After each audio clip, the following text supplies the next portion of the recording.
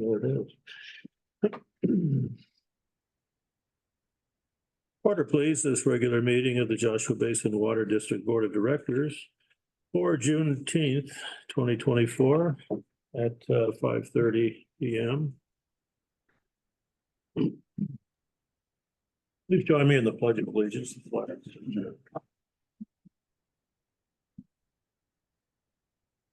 I pledge allegiance to the flag of the United States of America, and to the republic for which it stands, under God, indivisible.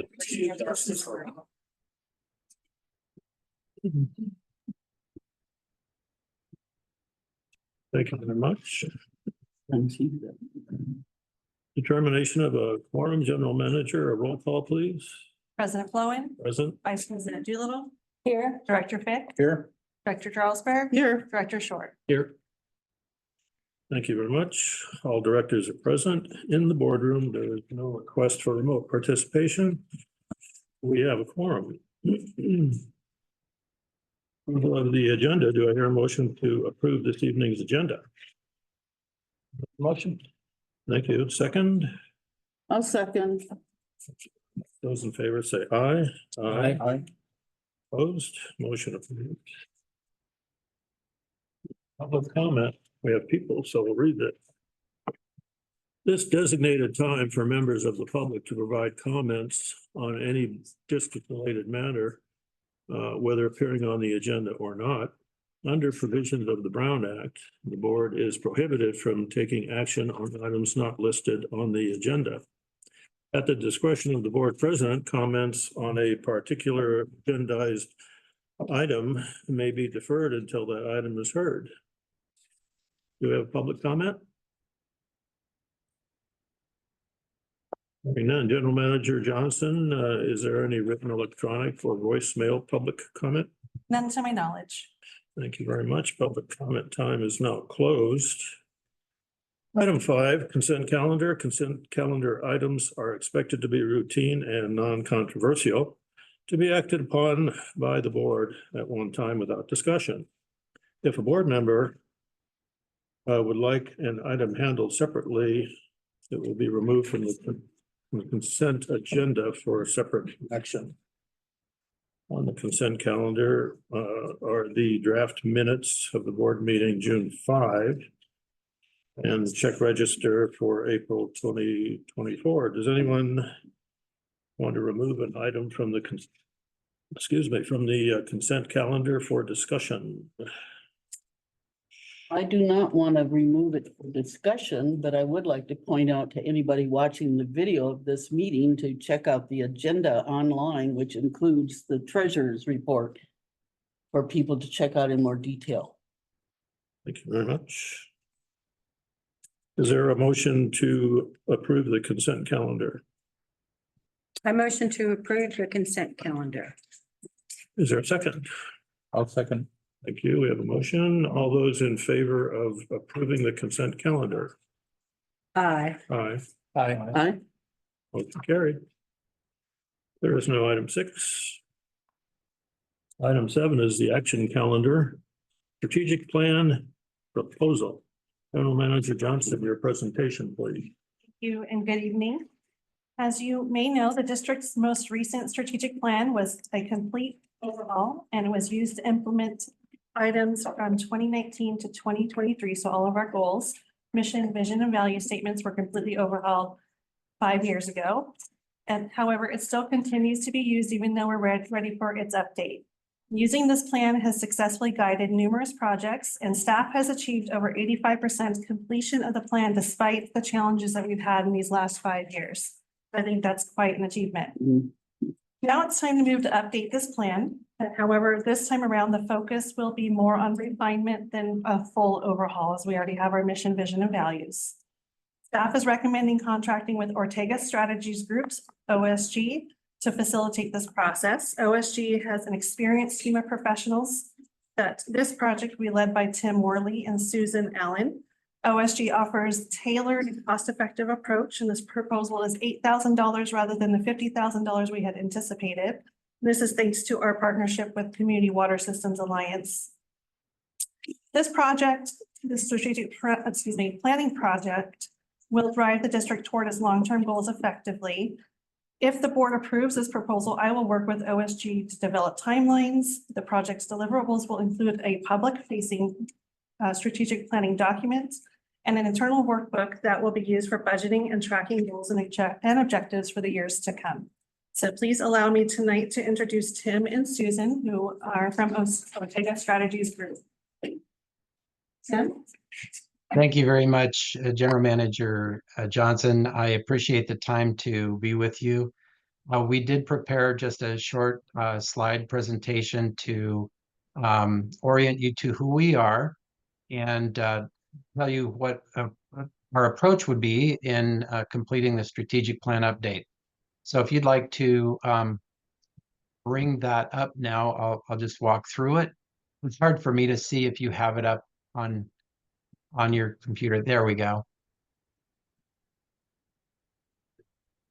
So again, we will introduce ourselves. If you just want to go on to the second slide, we'll go through this fairly quickly and allow time at the end if you have any questions of us.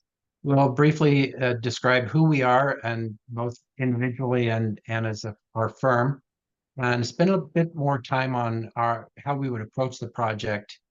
And then in a final slide, we'll mention our proposed fee and have an idea of what our rough idea of the timeline for this project will be. So if you'll go ahead, just to introduce myself, I'm Dr. Tim Worley. I started in the water industry here in California in 1989. I rose to positions of assistant general manager of a regional water system here in Los Angeles County, and then directed one of the work groups of Metropolitan Water District, where I worked together with the founder of our company, Adon Ortega. So I've also had about 10 years of experience with the American Water Works Association, where I had the benefit of interacting with systems of all sizes across the country and really getting to understand the very deep knowledge resource that AWWA actually is to our industry. And now for the last 4 years, I have worked with Ortega Strategies, with the Community Water Systems Alliance, which Sarah mentioned, which we are very pleased to have Joshua Basin Water District as a member. So we start with a bit of a knowledge about your district to begin with.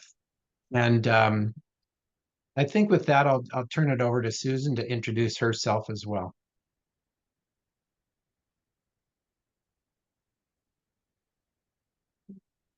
Susan, you might be on mute. I was, sorry. I'm Susan Allen. I spent the first 30 years of my career in higher education, and my most recent gig before I retired in 2016 was as Assistant Vice Chancellor for Student Affairs at the University of California, Riverside. And I did a lot of training and strategic planning within my capacity at the university over those 30 years. Since I retired, I've been working with Ortega Strategies Group and becoming expert with water. And our firm does association management for California Association of Mutual Water Companies, San Gabriel Valley Water Association, and we have been a consultant for a number of water districts and associations with their strategic planning, including including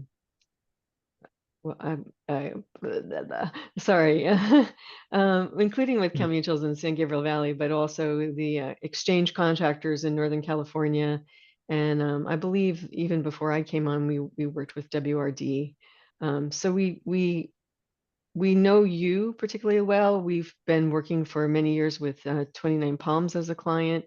And we've really gotten to even, know Joshua Basin through adjacencies and partnerships that you have with them, as well as your participation in the Community Water Systems Alliance. So I think we start out the gate with sort of knowing you and knowing the water space for small systems and understanding some of the unique needs and challenges that a district like yours has. So if you can move on, we'll just and keep going our approach. We'll spend a few slides discussing how we will go through this. First, we want to spend a little time making sure we understand your district very well. So we'll look back at some of your documents. We've seen the strategic plan. It's on your website. But we'll also look at some of your other plans and documents related to your operations, your CIP, and other relevant documents so that we make sure that we get a good history of what you're working from. And we'll also try to glean a bit more about your interaction with the community of Joshua Tree by reviewing any relevant news articles or other things that you might point us to. So we'll spend a bit of time really laying the groundwork in our own understanding first. The next slide, we will spend some time, a full day at least, interviewing each of you board members individually, as well as your staff leadership. We will prepare some questions in advance, but we will also have time for a bit more discussion, so that that if there are issues that are near and dear to your heart or that you have concerns about, we want to hear those. And the same goes not only with board members, but also with your leadership on the staff side. Optionally, we don't know that this would be necessary because, as Sarah mentioned, this is an update of a process and a document that you already have been working from. So we could engage with another group of outside stakeholders or the rest of the staff if that's necessary. So I put that in as an option. And in our third step, we will distill all that information. We want to come up with sort of what our estimate is of what challenges lie ahead of you, as well as some potential opportunities. So we won't necessarily do a complete strengths, weaknesses, opportunities, and threats analysis, but it will be akin to that. And in some ways, we will start to draw comparisons with or get a sense of how you look compared to some industry best practices. Again, drawing perhaps on some of the resources from the American Water Works Association, or USDA has a very similar program that we will probably draw from. The next slide. We will bring that in from, is there a question? Okay. We'll bring that back to you and spend a good bit of time in a strategic planning workshop with you all, where we will present some of our initial thoughts back to you, but also spend time drawing out what you need to tell us and what your sense is of your direction, your challenges, as well as your opportunities. So this will be a very facilitated discussion. We both have experience as facilitators, and Susan is really expert at that. So I think we'll have a very good session then.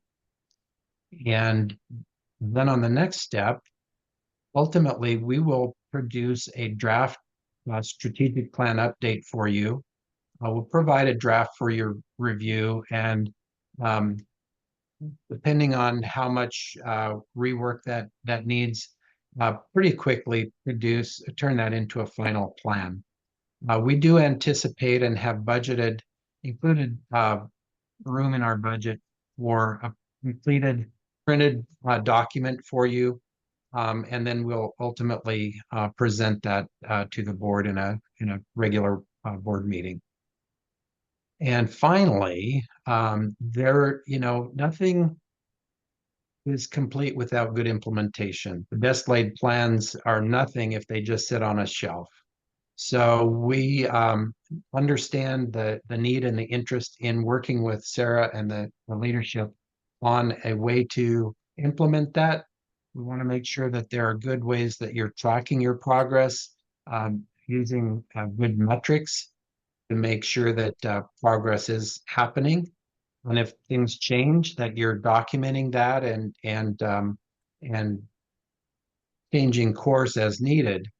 And then finally, that there's a good review process so that you, not only the general manager, but you as board members can stay up to date on how the progress is being made. So on the next slide, just wanted to give a sense of what our very cursory estimate is for a timeline on this. We understand that you have just one board meeting each month for July and August. So our kickoff meeting would probably be that July, I believe, 17th meeting. But shortly after that, or around that time, we would schedule time for the interviews to be conducted.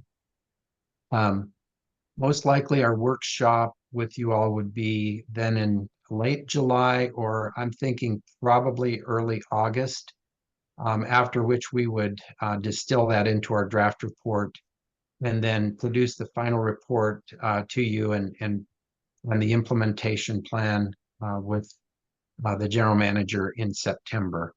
So that's our very thumbnail sketch of a timeline.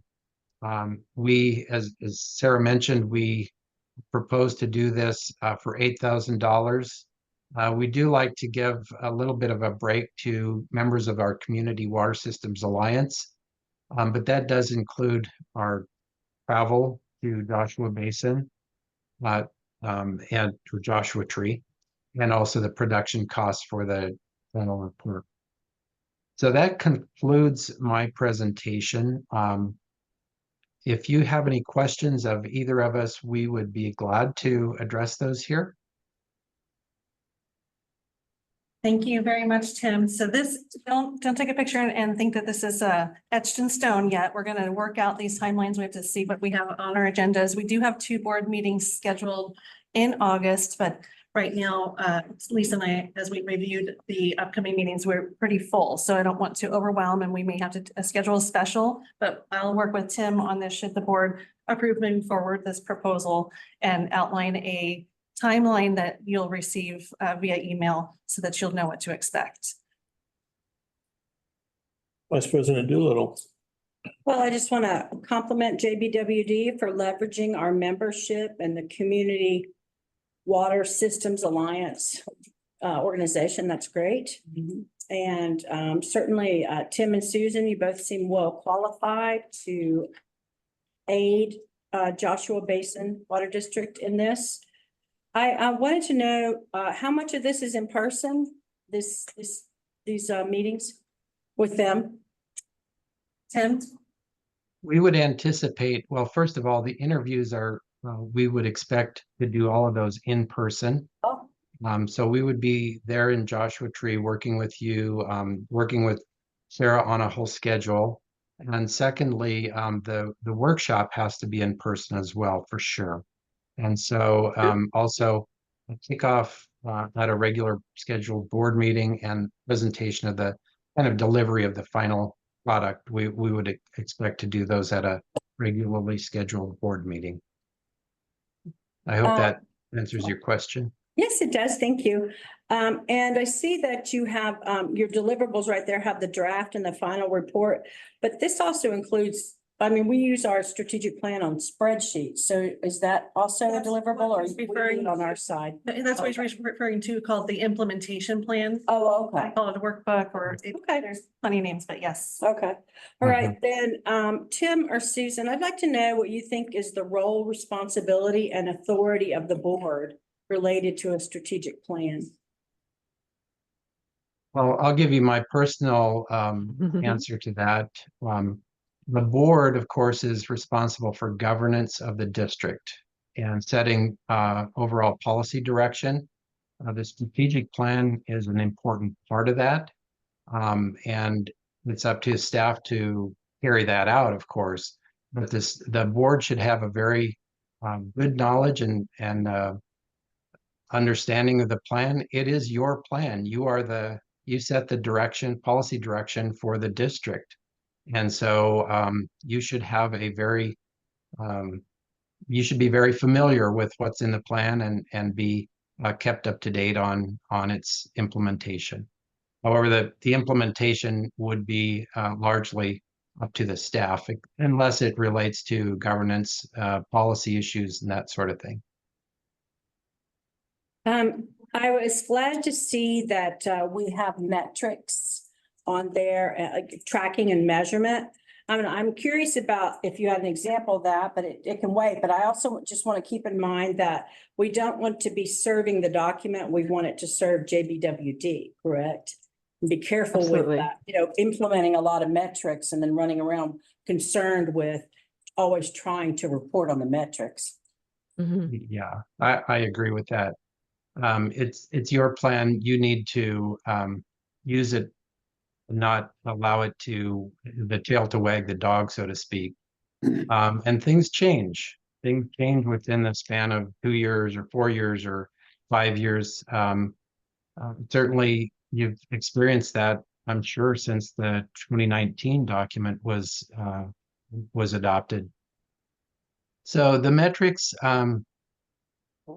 we could. Well, I think it's best to hold off on that.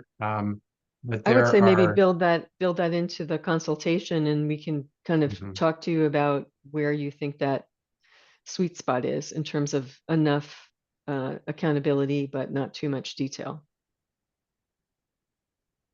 But all from me, thank you. Director Fick.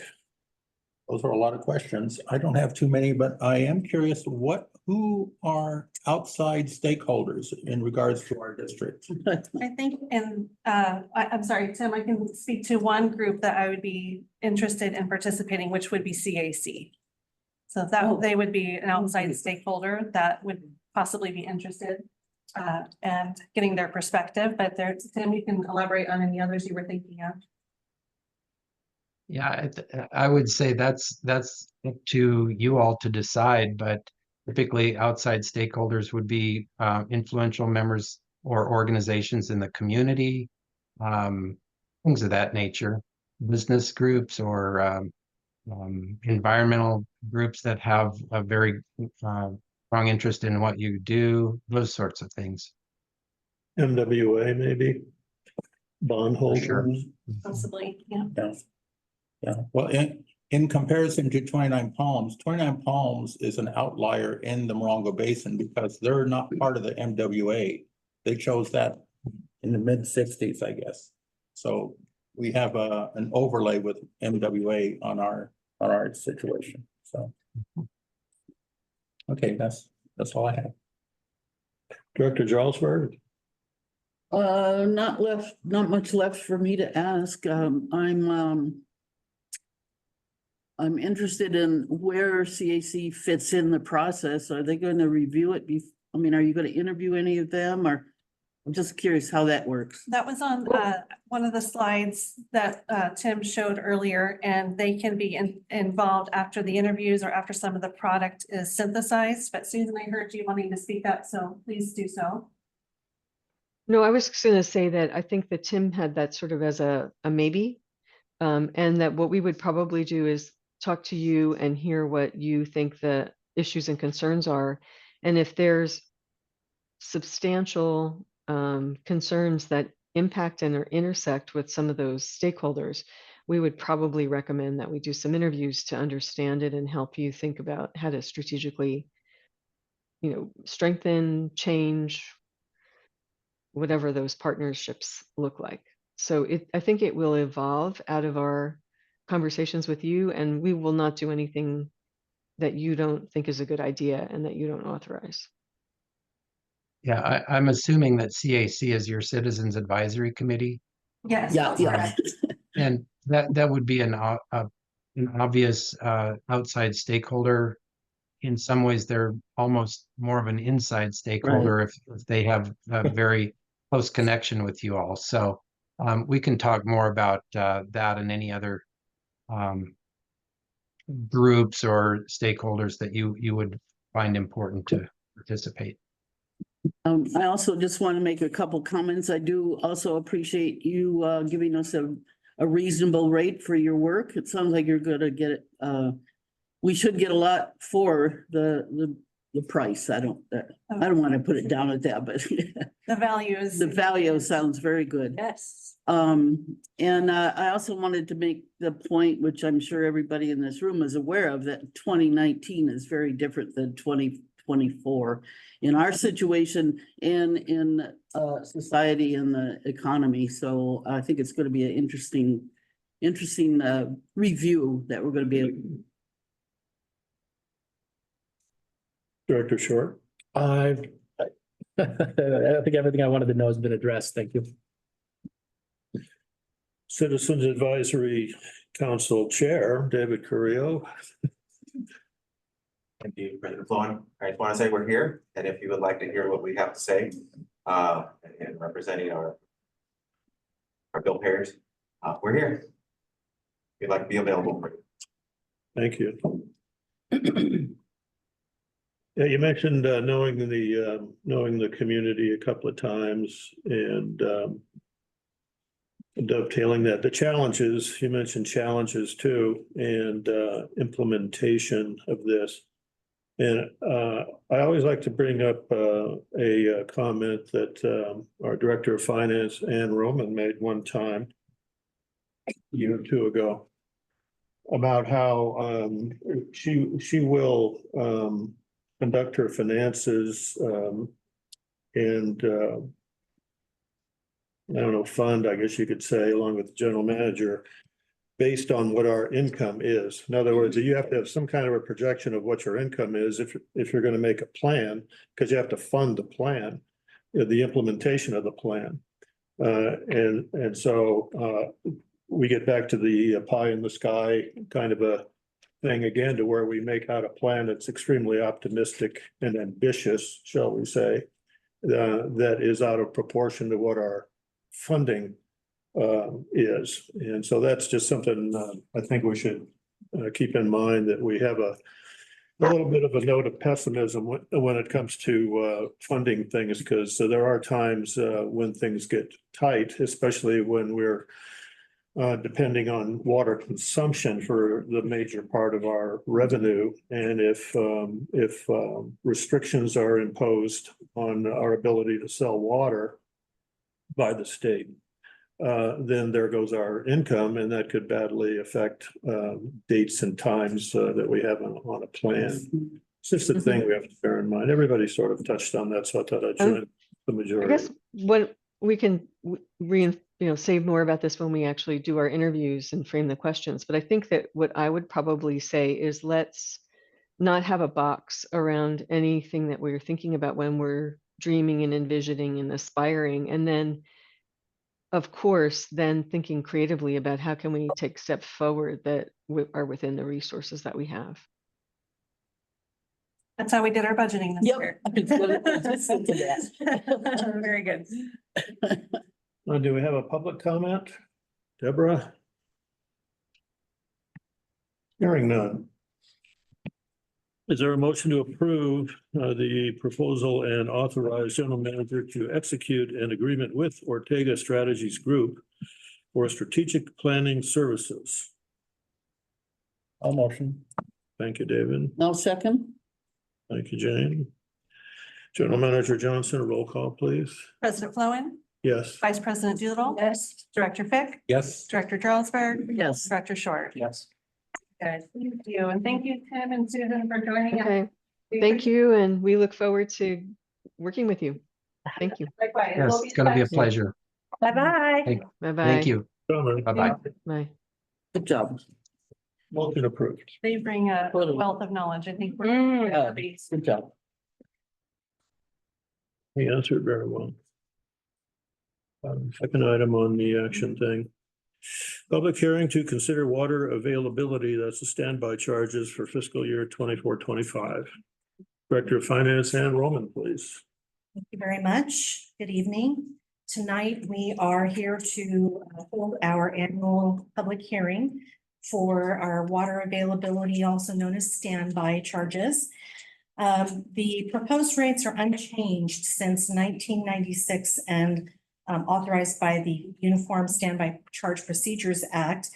And although no changes to the rates are proposed, the district continues to hold a public hearing to adopt a resolution setting the rates annually.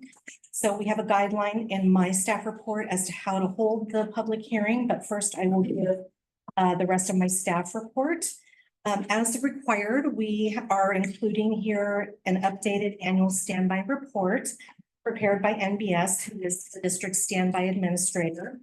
And we had to abbreviate the parcel listing for this packet because it's close to 300 pages. So I have a link here or a URL for the full parcel packet, or sorry, the full parcel list.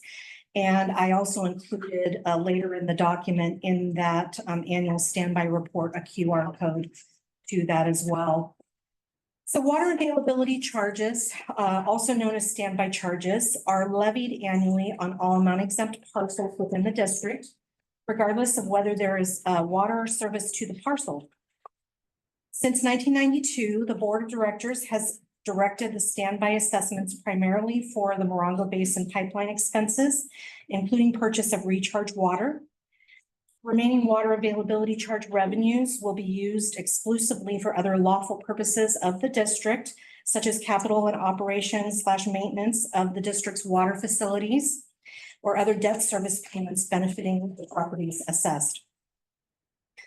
Notice of the public hearing was published in the High Desert Star on June 5th and June 12th. And also, just so you're aware, individual mailed notification is not required in this case, since we are proposing no change to the rates or methodology. However, if we were proposing changes to the rates or methodology, we would have to follow that Proposition 218 process. Any written protests, of which I am not aware at this point that we've received any, will be counted at this public hearing. And the data used to fill in the blank on page 1 of the attached resolution number 24-1064. This particular action, if the board decides to move forward, will result in $1,181,275 approximately that will be billed to JBWD property owners via the county tax rolls. And it amounts to about 11% of the district's total revenue. So it is a rather significant revenue source that we have. And with that, I will turn this over again to President Flowen to open the public hearing. Well, first, are there any questions on what, this is not discussion time. This is time for questions. If you need clarification from Ann on anything she said. Is there gonna be another time? I mean, there's some Yeah. other things in here. Okay, Yes. yeah. Talk about now. I thought I heard you say 1992, but in the, There were says Yeah. 1996 in all your paperwork. There were standby charges in place prior to the 1996 methodology that was put into place. So the 1996 date is the last time that they were changed. So I believe there was something in place prior to that, is what the Okay. 1992 refers to. Okay. Very well, in accordance with Government Code Section 54984.3, I'm opening a public hearing for any protests regarding the aforementioned aforementioned. We're doing that at 6:04. So here we are, all of our public. Do we have any electronic or email or anything? Not to my knowledge. Okay. Hearing none. This public hearing time is now closed at 6:00, scored as 5. Board discussion, Vice President Doolittle. Well, thank you for this. You know, I've been on the board. This is my 4th year and, you know, each year things become clearer and clearer about certain things. And so I understood a lot more about this year than I had in the past. I did have a couple of questions. One is that in the I made the notes on my phone. One is the Take your time. one thing was 12,000 parcels. Wow. I was just always walking around with, you know, we have 5,600 connections, but then 12,000 parcels. And of course, a residence is a parcel, right? Like I'm an RS1, correct? A piece of land. Right. I mean, but as a ratepayer and I have a bill, I'm on a parcel, so I'm Yeah. charged this. Yes. Yeah. So how does it appear on my bill? How is it billed residentially? It's billed on the county property tax roll. Oh, that's it. So Okay. that actually appears on your annual Okay. property tax bill. Okay. And I will mention also that most of the parcel owners are paying between $30 and $50 a year Oh, that's, for this that's nice to know. Good to particular know. assessment. Okay. Now, the highest, I did go through the list because this has been a question in the past. The highest assessment that we have on the list is just over $8,000, and that is for a master parcel, which has numerous parcels combined underneath it for the convenience of billing. And that belongs to the California Desert Land Conservancy. And so that's our largest one, but most of the parcels are between $30 and $50 a year. So there was a lot of terminology in here. And so one would say, you know, like it's the water availability standby charges. And then there was a word assessment, and then there's a word property tax. So like on the page 45 of our agenda with the financials, it says property tax and assessment as far as cash flow. Is this included in that? Yes, so when I refer to property taxes and assessments, property taxes is separate. We get that money from the county, not as part of this assessment. So that's Oh. free money that we get from the county. But we also receive these assessment collections. And we receive the CMM assessment collections through the county as well. All of that is billed through the county property tax roll. So 3 different items that are billed through the county property tax roll. And this is one of them. All right, and okay, and so, it's not a tax because we're assessing them for potential use or past use and all that. So it's Right. like more like a fee. It's not a fee. I don't know. Chuck, would you like to say?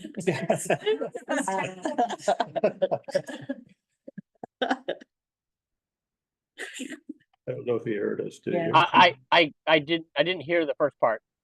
There was laughing. It was- I couldn't hear. The difference between how we refer to this as an assessment. Charge. It is not a fee. It is not The tax. a tax particularly.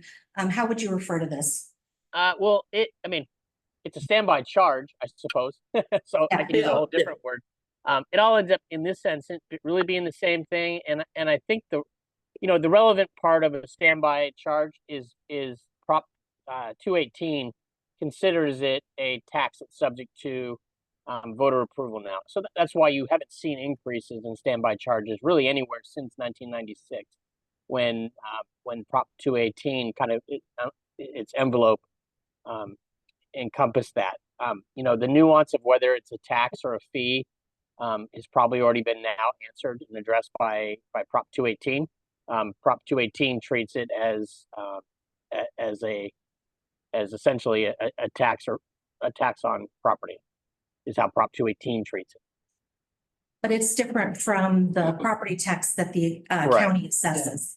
Yes. Yes, it's not part of the 1% ad valorem tax. It is an additional assessment on the property that exists for standby water service. Thank you. Okay, then just lastly, thank you, yes, is regarding the benefits that parcel owners receive and, how things are calculated. I studied this, I understood a little bit more after I read it again. But larger parcels within the same district zone receive a greater benefit and therefore will be assessed a larger amount than smaller parcels. What is the greater benefit that they receive? Well, it's a general and special benefit. In my opinion, I can't give necessarily a legal answer to this, but a larger parcel will benefit from the fact that they have access to water, just like a smaller parcel would. But they could do, when they're developing the parcel, they could do more with a larger parcel. So they might have more of a benefit from the access to water.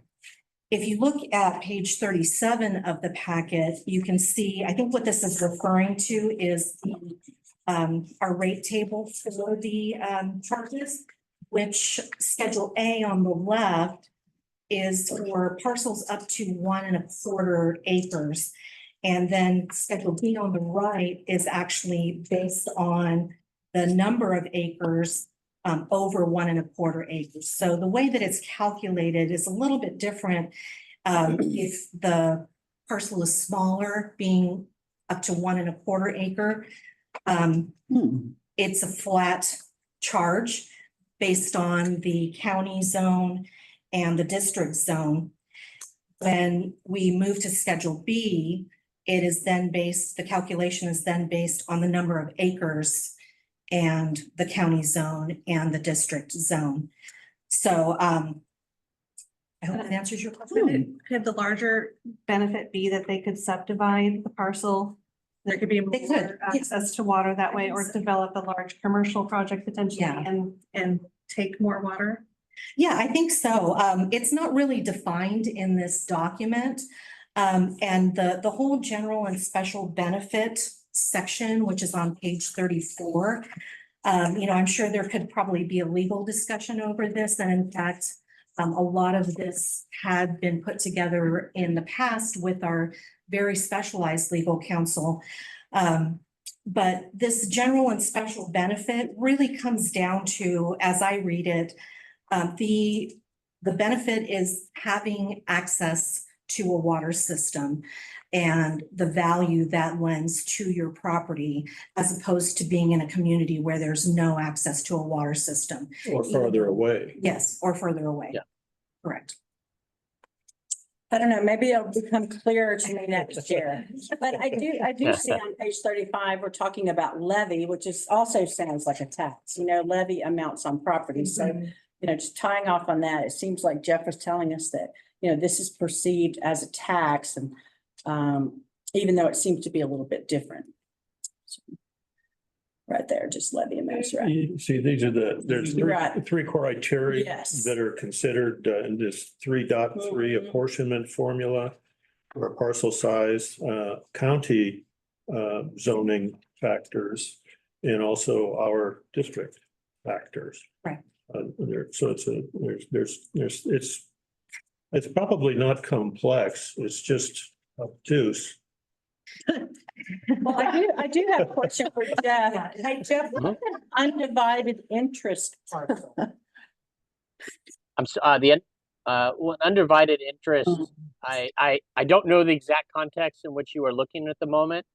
In the scope of the report, my understanding what an undivided interest would be is that it's basically you have. I assume that's applying to larger parcels. I'm not entirely sure, but they'd be the undivided interest. I actually would need no context. What page are you looking at? Well, it's page 35, and it says levy amounts on properties with undivided interest parcels will be calculated by first determining the total applicable levy amount based on total acreage. Then the calculated total levy amount will be spread proportionally to each undivided interest parcel based upon its parcel county assigned portion of the total interest for a given property. So here's my limited knowledge on that, if you don't mind my interjecting. So we have very few of these, but there are a few parcels in Joshua Tree that I tend to think of them like timeshares.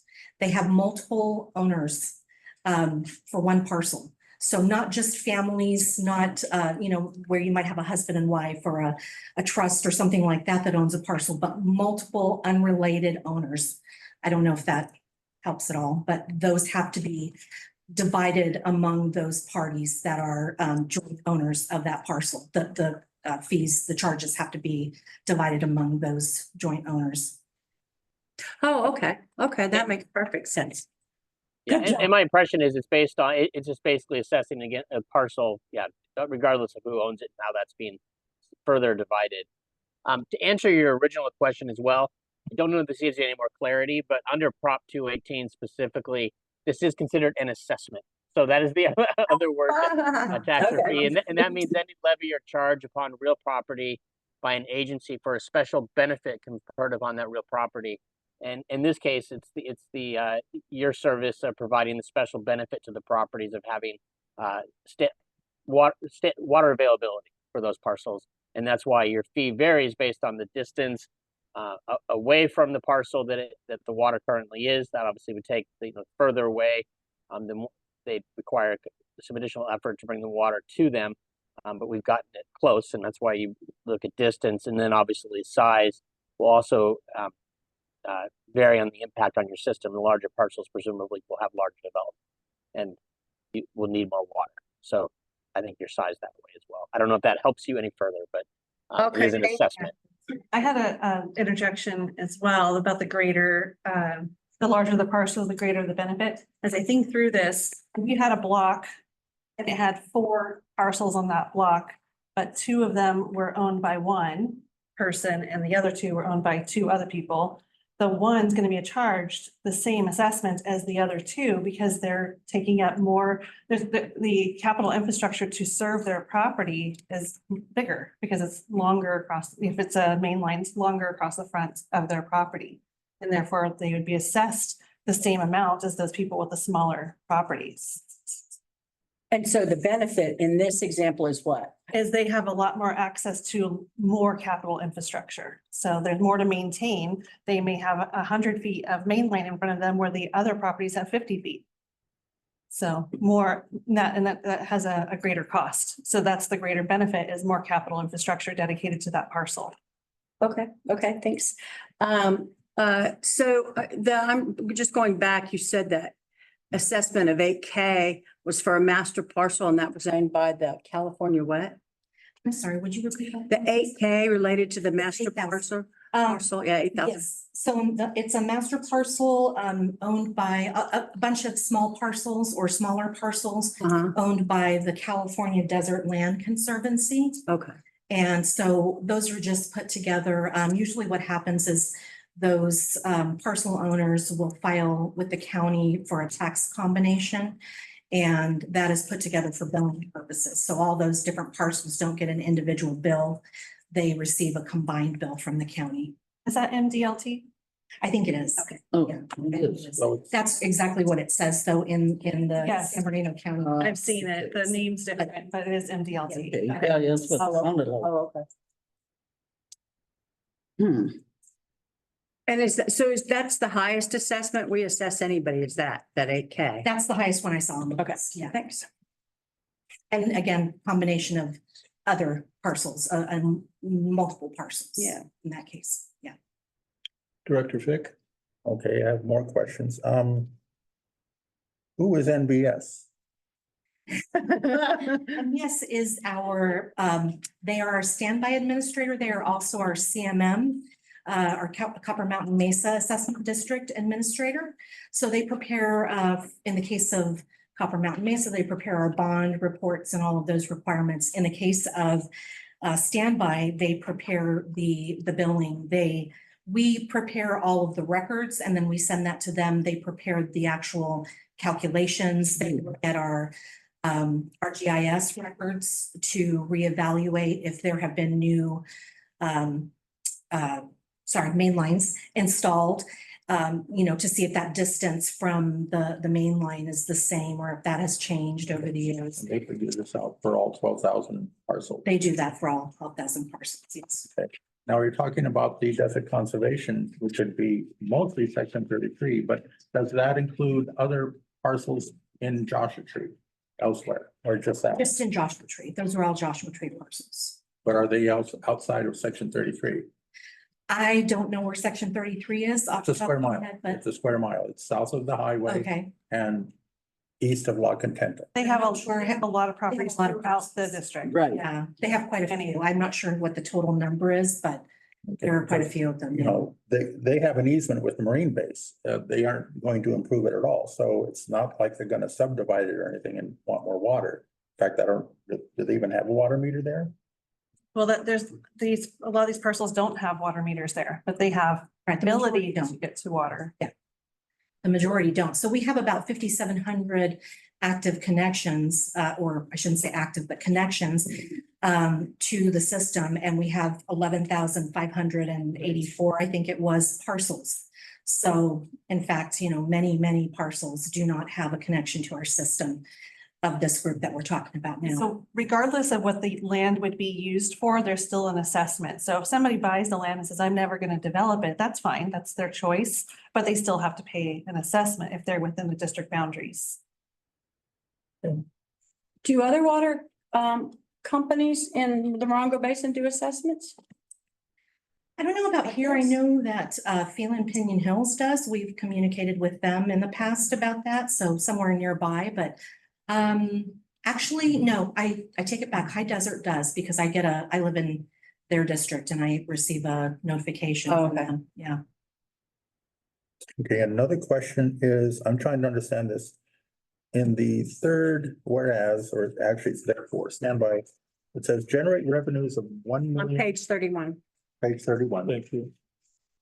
1,181,335. And right underneath it, it says summary of charges, and that's 2,194,000. So why is there a difference between those two? There has to be a, Well, the 1,181,275 is the amount of the assessment. So that's what we're actually billing to the parcel owners.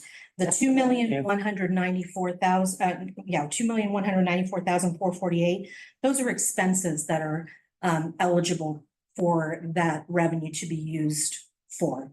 So that 2 million is expenses versus the 1 million is revenue. okay, so the district out of its general fund covers the other almost million there? Right, Okay. That would be a simple question. yes. Thank you. Director Jarlsberg. Good question. I'm glad you asked that one. I'm just enjoying Exhibit A, which breaks down a lot of what we've just been talking about, and that's on page 37. And I found myself in there. I mean, I found my little plot lot in there. Single family residential, less than an acre. And I guess I'm assessed $50. I guess. Anyway, this is interesting to, you can't find yourself where you fit in. And it makes more sense in talking about all these other things. Absolutely. It's kind of complex how this works. The fact that we had to, when we audited these, when we voluntarily audited these in 2018 or 19, we took this to very specialized legal counsel, Michael Colantuno, and he specializes in this type of thing. And, very complex with the law and the legal requirements. The calculation itself is pretty simplistic, but interesting to note that the other districts that we do know of that have a similar type of assessment do not have this sophisticated of a calculation. They have a simpler calculation. And we know this because when we converted our software and we were trying to do this in-house still, our software could not accommodate it. So they were accommodating other clients, such as Phelan Pinion Hills, but could not accommodate our calculation. So as simple as it looks, others are doing the calculation more simply. But now, when we have our property tax bill, we see that something went to water? Is that what this is? When they break it out? On your property tax bill, you probably have Mojave Water Agency, bonds still there. I think there are still 2 bonds in effect, through Mojave Water Agency. And so you'll see those, but the Joshua Basin, items that you'll see on your property tax bill would be this or CMM, the CMM Copper Mountain Mesa assessment. If you're in that district, you would see that as well. I don't look at the property bill that often because it's paid in my mortgage and, you know, when I get the bill twice a year, it's kind of buried in other stuff. So it's interesting to see. I'm going to look at it more carefully in the future. Director Short.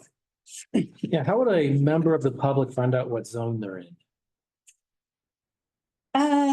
Well, I have a list of the calculation details, so we could certainly answer that question for them. I'm not sure we have anything on our website that identifies the zone for each parcel in the district, but I do have all of the calculation criteria available, so I can certainly look that up and provide that. Wasn't there a map somewhere in, There is a map, but I'm not sure if it shows the pressure zones or sorry, the Illegible zones, anyway. distance zones. Not the, No, no, I don't know detail. I don't think there's anything public facing. I think it's only something that we would have through GIS. Okay, that's all for me. I do have a few more questions. Fire away. So I thought I saw it in here, but I couldn't remember what it said and thought you could state it. Tell us, why do current ratepayers with a connection that's active pay a standby fee, you know, because they're not on standby, they're not waiting to get the water, and a monthly fee? They're paying a portion of, and this is where it gets a little tricky because each type of revenue source that we have does not necessarily cover a specific expense. They all really go into one pot, and in combination, they cover all of our expenses. So when this was developed initially, there was the thought, this actually says on it somewhere here. Yeah, I knew it too. I couldn't remember. That the benefit, it's because they're already paying into the system for maintenance costs with their basic fees. So yeah, I found it here, I think, page 34 in that general and special benefit paragraph, near the bottom there, parcels currently connected will be assessed less than others as they are already paying a basic fee in their user charge, a portion of which is used for system maintenance. So they're already contributing to some extent to the system, whereas these other parcels that for which water is available are not contributing in any other way to the system. Okay, so now where was it? I'm sorry, I'm just. Sorry, page 34. Yes. And then in that 3.1 general and special Yes. benefit at the bottom of the second paragraph. Oh, okay, let's see. Okay, will be assessed less than others. Yeah. Okay, and so how do we determine what is less? What is less then? So what is, if you look on page 37 in District Zone 1 on Schedule A, Yes. if we just look at the first county zone there, the Yes. 20 MRM, the District Zone 1 charge is $30. Yes. Whereas District Zone 2 is $50. So this is their annual charge, and they are paying less annually than a parcel that's not connected, that's not on a monthly basis contributing through the basic fee. So if they're not connected, they're in District Zone 2, 2, 3, or 4. and if they're connected, they're in 1. If they're connected, they're in 1. Oh, okay. Yes. Oh, I see. Oh, okay. Yeah, if you, right in the middle of the page, Mhm. district zone descriptions, Yes. District Zone 1 is described as any size parcel served by 1 or more members. Okay, so could you just tell me again, because I kind of didn't extract that from what you were saying. Why is it that the ratepayer with a current connection and is paying the monthly fee also has to pay standby? Well, they're contributing towards the costs of the system, the maintenance costs of the system. Now, how this was all calculated originally, I don't know. And we cannot change any of the charges. And in fact, you know, if we were to recalculate it at this point, I'm sure the charges would be much higher, but we could not do that without a Prop 218 process. So I guess it was thought at the time that this was developed that the parcels that are connected to the system should not be paying as much for the standby charges because they're already paying through their basic fee on a monthly basis. So they're contributing somewhat to the system, and the other parcels that have access to the system are not contributing at all. Okay, and so then, thank you. So another question I had is, you know, where's all this data stored? Is it stored on the individual parcel has this information? You see what I mean? Or is this a separate database you guys have to keep, or a separate spreadsheet, or? We have the data, which is the basic data we have in our financial software, which is Encode. Okay, We have the district zones identified in that software. We do not have the county zones. So NBS puts that together for us. Oh, okay. When they do the calculation, final calculation. They're evaluating the district zone, which we try to, so we identify basically if it's a district zone 1, we know that it has a meter. So we know that's a district zone 1. The other zones really NBS has to determine zone 2, 3, and 4, which is their distance within a main line. okay, And so NBS really determines that from the GIS, and then the Okay. county zones, NBS gets that from the county for us. And the acreage is, you know, that's also from the county records. So what we have in our software is basically the district zone that we believe it is until NBS verifies it. So we have limited information in our system. yeah, we don't keep some of this other data, is what you're saying. Okay, Right. okay, thanks. I was just going to point out too, based on questions, I do see that in your report on page, it's 41, I believe, for you in the MBS report. They do have a website link, and there's a QR code beneath it. And that link does take you to the reports that you can actually see a full listing of everything by parcel. So what each parcel pays, they have to know their parcel number, which is on their property tax bill, but they could find it that way as well. Yes, they can find the charges. That list does not have the actual, all of the calculation components. It just has the APN number and the charge. Yeah. But I have a list behind the scenes that does have the calculation breakout if somebody would like that. And I don't want to put you on the spot, so if you don't know the answer to this, we can ask. I think it might help though with this conversation, because the question of why pay a standby fee and if you're connected, I can see that being a relevant question to customers. But our rates are developed through the rate study, and the rate study takes into consideration this revenue, right? Yes. And the fixed fee is the maintenance portion of. It's not exactly, but that it can be set up that way so that the basic fee equates to maintenance costs, but it doesn't have to be exactly a correlation to that. But they take that, Yeah. this amount into consideration along with what their fixed fee would They do. be. And then that is developed to match what our expenses are for those items, Yes, roughly. Yeah. And, okay, I see where you're going with this. yes, but if we didn't have this in place, then the fixed fee would need to be increased for that number to meet our expenses. Yes, that's correct. Our rates would go up if we did not have this revenue in place for, that we receive from all of the parcels in the district. The rates for the regular customers, the 5,700 that we have, would increase because we wouldn't have that revenue to supplement it. Thank you. And I actually was going to make that comment as well. I did in your water rate report for your last water rate hearing. You specifically have a discussion that the standby charges are used to offset revenue requirements from fixed and volumetric rates. So those standby charges offset the rates that were charged. You would have to charge more if you didn't charge those against those parcels. So that's factored into your calculation establishing rate. Does that help clarify that question a little bit better? Yeah, a little bit better, yeah. Okay, so if we didn't have that in place, customers that are connected to the system would then need to be charged more because that's amount needs, that's what we need for the operations and maintenance of the district. It's just separated out into two different pots. Director Short? I was already went. Oh, you Kathleen did? did have something earlier. I don't know if she still does. Jane, did you have anything further? No, thank you.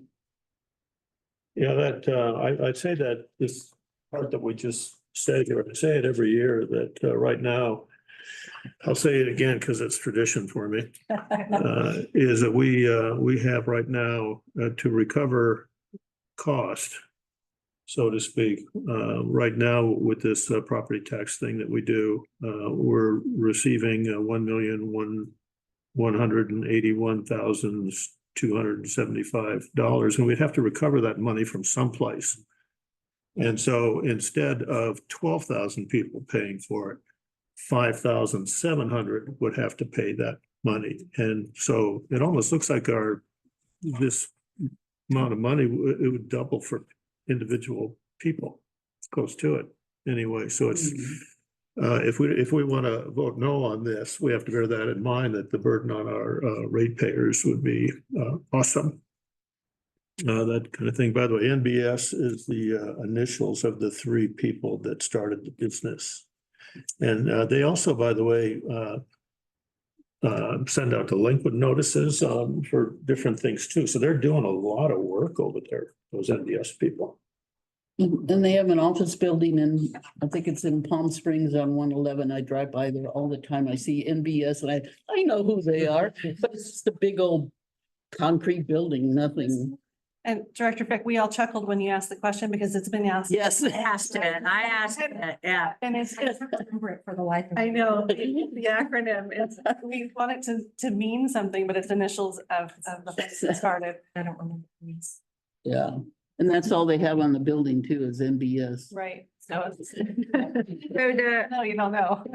QR code, it's not live right now, right? It's gonna be live later. Is that what you? Well, no, because right now what it's doing is it's taking us to the standby information page. Yeah, scroll down in the one that starts, the one at the top, the report at the top that starts with draft. Yeah, okay. Is the- That's okay, at the back end where it shows all the parcel numbers. That shows the parcel numbers and Okay. the charges. I saw that. It's not show the calculation. method. Right, yeah. And I was just gonna say just briefly, well, never mind, I'll show that. Citizens Advisory Council Chair, David Correa, do you have any comment on the standby stuff?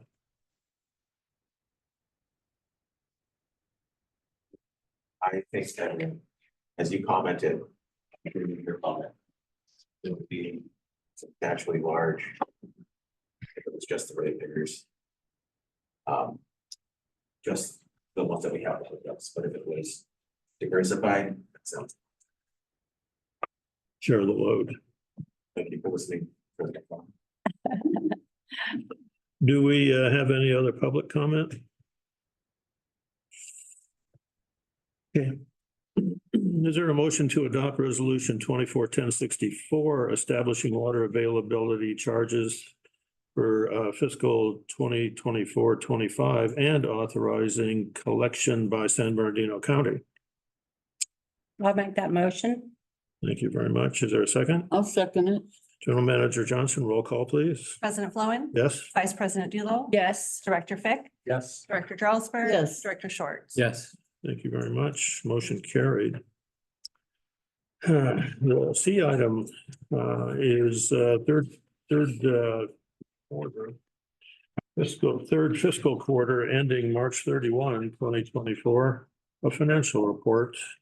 Finance Director Ann Roman once again. Thank you again. Right, we have the 3/31/24 financial reports. I will not read all of the fine print on page 43. We see that every time. Those are just reminders as you're using this information. We turn to page 44. We have some facts and stats. The cash in this quarter increased by $650,122 since 12/31. And with continued receipt of property tax and assessment payments, as well as slowed capital spending during this period of time. We also had minimal debt service payments in this quarter. Meter sales statistics, meter sales have slowed compared to last year. Around this time at 3/31/23, the district had sold 46 meters versus 21 that we had sold as of 3/31/24. Interesting though to note that 84% are in the wastewater area this year versus 48% last year. I'll skip the budget season. We're done with that. Investment interest, life interest rate is the highest level still since 2008, 4.3% as of 3/31/24. But we will still be bringing an alternate investment presentation in August. We have that scheduled now. And interesting item here that doesn't happen too often, every couple of years, maybe 2, 3, 4 years, is we sold some vehicles and equipment and in a surplus sale. And so we raised 150,000, over 150,000 in revenue from that sale. That was a nice chunk of money there. I'll move on to page 45. So we have our financials at a glance, starting with the cash balances left. In total, our cash was at 18,851,291 as of 3/31. The prior quarter, 12/31/23, we were at 18,201,168. That's a difference of $650,122. And in the prior year, 3/31/23, we were sitting at 17,072,930. So we actually increased from last year, 1,778,361. Cash flow, top right. We had a major source of funds during this quarter of $2,621,905. Primarily coming from water payments. Development charges were at $181,936. Property tax and assessments at $304,447. HDMC wastewater treatment plant reimbursement and overhead costs related to that at $95,202. And we have life interest and that surplus revenue that came in at $364,319. 167,000 of that was interest. Major use of funds during this quarter. Again, not much for debt service. We had a CMM interest payment at $42,107. We spent only $110,864 in capital and inventory costs in this quarter. And those were minor charges, including D11 booster upgrade, well 14 MIOX, exterior building refresh, that was just a deposit, and Tilford Phase 2. And so total use of funds was $1,971,783. And that took our ending balance to the $18,851,291. The bottom left, property taxes and assessments. This is our property taxes that we billed on the left and collected on the right. So we are anticipating property taxes of $938,165. We've collected as of 3/31, $627,000 or 67%. CMM assessments, which are a pass-through, of course. We have billed $257,146 and collected $168,300 for current collections. We also have prior collections of $33,559. Current collected percent was 65%. So you can see there we're at 3/4 of the year, 75% of the year at 3/31. And our collections are slightly under that in the 60s, 67 and 65%. So collections are a little bit slower than we might anticipate. Standby assessments. So what we just talked about, the standby or water availability charges, we billed $1,182,490. And we had collected $773,991 for current and $117,928 for prior, which amounted to 65% current revenues collected. In total, we were at 72% collected, including the prior revenues.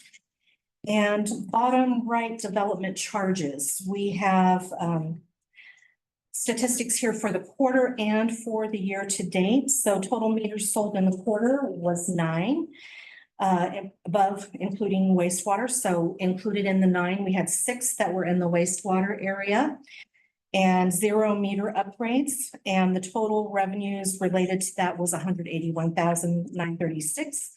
Year-to-date quantity 25 we had sold, meters we had sold, and 21 including the water. 6 meter upgrades and a year-to-date total revenues there of $459,943. Any questions on that page before I move on? We'll have a little more detailed opportunity to look at some detail later. Questions from the board? Nope. Oh, we do have this situation where people pay their property taxes over a long period of time. And how does the county do that? Do they pay us occasionally or frequently or? No, we actually receive probably about, I would say, I think about 8, maybe 8 payments throughout the year. So yeah, we receive portions. So as they, of course, the large payments come in right after the property taxes are due, which is in December and April. Then we receive the largest payments at that point, but then they kind of trickle in after that. So probably about 8 payments in total over the year. So this is another reason to have reserves then, because there's sort of an erratic fluctuation in it's similar.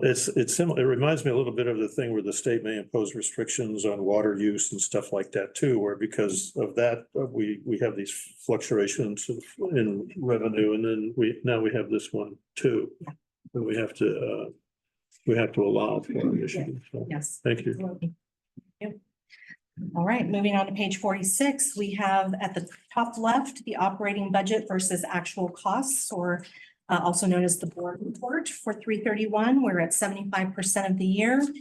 And we can see the budget in the left, the first column with numbers on the left. And this is still using our original budget. So we just, the board just approved a revised budget for 23-24 a few weeks ago. This was prepared before that. So this still uses the original budget. And so our actual costs are listed in the middle column there, actual year to date. And I won't read all of those off, but I will read the percentages. So for revenues, we are at 73% of operating revenues, which is pretty good at 75% of the year, but a little bit lower than exactly where we should be. Non-operating revenues, 142%. And that is high because, of course, we don't budget for our water capacity or our meter installation charges because we can't predict those. And that includes the LAIF interest, which was $167,000, still a nice chunk of money there. Production department expenses were at 73%, distribution at 50%, administration at 50, I'm sorry, customer service at 55%. I really need to remember to bring a rule. Yeah. Administration at 56%, finance at 55%, human resources at 55%. Bonds, loans, and standby at 90%. And that is, we'll see there always that those costs, those bonds and loan payments tend to be larger at the beginning of the year. And so we see most of that cost come in early. Report studies and plans at 15%. And if you recall, one of the large plans that we had included, the capital improvement plan, was pushed to the new fiscal year. So that is probably going to stay pretty low. Capital Improvement Replacement Program Department, 121%. And this one's a tough one to predict because it really depends on how much work the capital improvement replacement crew does. How much capital, not how much work, I shouldn't say that, that's a bad, how much capital work they do versus non-capital. So if it's non-capital, they're being captured here in expense. HDMC treatment, which is a reimbursement, was at 54%. Benefits allocated at 52%, field allocated at 61%, and office allocated at 58%. And then we have the capital overhead clearing, which is at 272. This one is an odd one, and I'll talk about it a little bit more later. We are going to be doing away with that because I reread the budget policy and it states that we should not budget for that. So it's a factor. This is where we allocate our administrative costs to capital projects. So it's a negative transaction to the operating budget and it's a positive transaction to the capital budget. And so it's just something that can skew these figures a little bit. So we're gonna get rid of that in the next fiscal year. So budget adjustments, top right, we have nothing listed here because we just went through an extensive budget process. Bottom left, we have consumption, rolling 12-month statistics. We can see that fluctuate from 2022, it goes up, the consumption goes up from 505,000 to 526,000 and then down to 460,000 in 2024. So that is actually a 12.49% decrease from 2023 to 2024, but the 2-year change is a negative 9%. So we do see there that consumption is going down, at least as of this period of time. And the top 10 consumers in the bottom right, we have our many of our usual customers appearing on this list.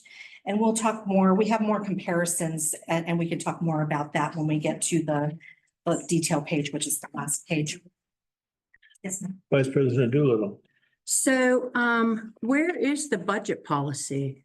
I didn't know we had a budget policy. It's in the admin It's code. in the admin code? Yeah, we do. It's our first iteration, so it still needs, Okay.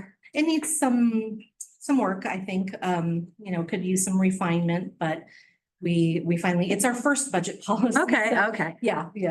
Okay, and actually, just looking at this right now, if the quarter ended at 3/31/2024, and then we voted to approve changes to the budget adjustments, that wouldn't impact this reporting, would it? Because that wouldn't have existed. Well, we approved a 23-24 revised budget, so Mhm. that will impact this. So it goes all the way back. It is retroactive. It is retroactive Okay. for the year, yes, for the Okay. fiscal year. So when we bring the 6/30 preliminary financials, you'll see that revised budget there. Okay, and then, but like this will all be updated with that then, is Yes. what you're saying. Okay. Mhm. And then just remind me what the difference is between water capacity versus standby, or remind us. Water capacity fees versus standby. Okay, water capacity charges are the one-time charges that we assess on customers that are connecting to the system that are legally restricted for growth and expansion projects. So we don't use those. We keep them restricted until we actually do a project that includes expansion or growth. So we are going to have Tilford Phase 2 project coming up with a capacity charge transfer very soon. In July, we'll have that. Otherwise, they get set aside and stay separated. A charge when a person purchases a new meter. That's when the capacity charge is. And what is that? What does the word capacity in that instance mean? Their demand on the system I think it's really referring to. We're giving them capacity. We're giving them capacity. Okay. Yes. Similar to like our MWA pipeline, we share capacity with High Desert and Bighorn. There's only so much water that can flow through that pipe in any given time frame. It's the same thing. It's capacity that they receive and compare to someone else. And this is just a one-time charge. It's a one-time charge. Okay. And we have to basically, our system has to be scaled according to how much capacity we have sold, I guess, if you will. Does that make sense, Jeremiah? Yeah. So we have to have the infrastructure to support that capacity. We have And then a- standby, we have to have capacity to support the capacity. yeah. There has to be room. And that's for that, from Kilford too, that I think you said that's gonna be about 300,000. Yeah, it's slightly under about 275,000. I just did the staff report for it, so a little bit less, yeah, 275,000 or so. And regarding the capital overhead clearing, so I know that we have this benefits field and office allocated, but the capital overhead clearing, so is that gonna impact how you track how many hours people are working on projects and stuff? I mean, were you allocated to projects? We will still allocate it to projects. It just won't have a budget going forward. Oh, we don't have a So, budget. right. The budget will be in the project. The budget will be, the budget should be in the project, yes. It just won't, yeah, because here we're trying in the operating budget, by trying to budget this, we're guessing on how much we're gonna allocate to each of those capital projects.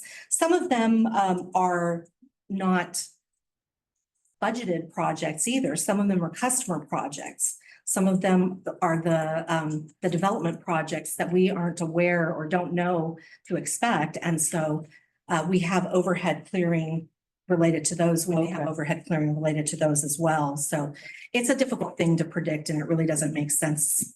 And we're not gonna be losing any clarity or transparency by doing. No, I this. think we'll Okay. lose some confusion, I hope. Okay, and then it'll be, oh, good, that's good. That's good. Let's fix that for sure. All from me. Any other questions on that page? I got one. On the non-operating revenues at the 142, since that's the old budget, do you know, just, and if you don't, it's fine.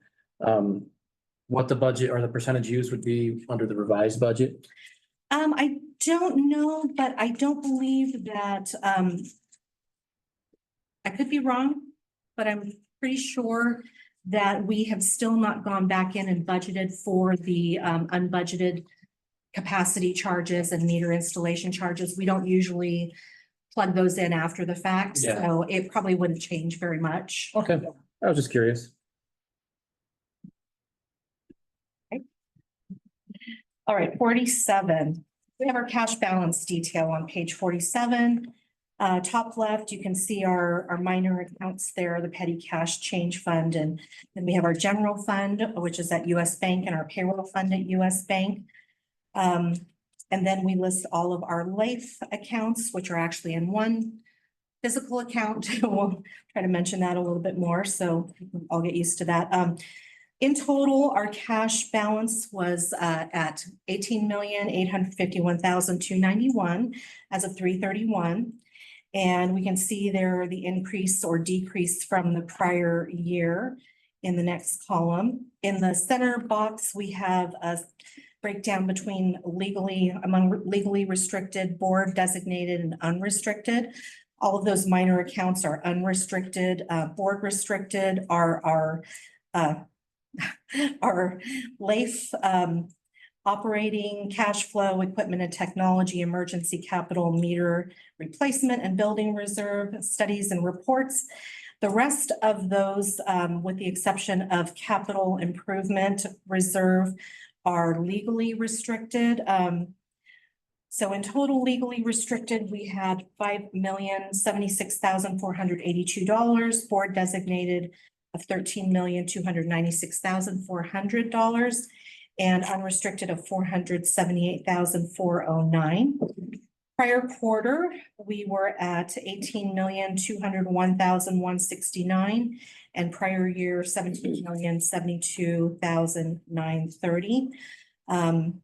And as I mentioned earlier, the comparison with last quarter is a $650,000 increase from the last quarter, and comparison with last year is a $1,778,000 increase. Any questions on that page? Vice President Doolittle. So this was a question I'd written earlier, but I was going to wait until we got to a different part of this presentation, but I see it now.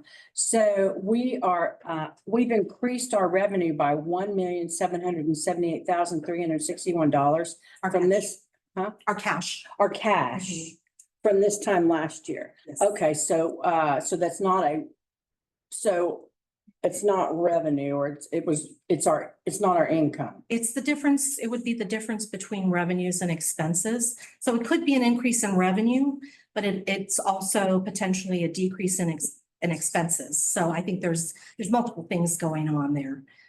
Potentially an increase in revenue, which we would anticipate based on the rate study. Right. We have also less. Remember, we pushed some of the capital projects from this year to next year.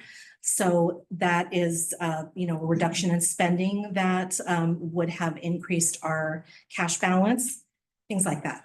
Do we ever see then a number that compares this year to last year that wouldn't be, that would be clearer as far as a one-to-one comparison where we wouldn't say it could be this, it could be that?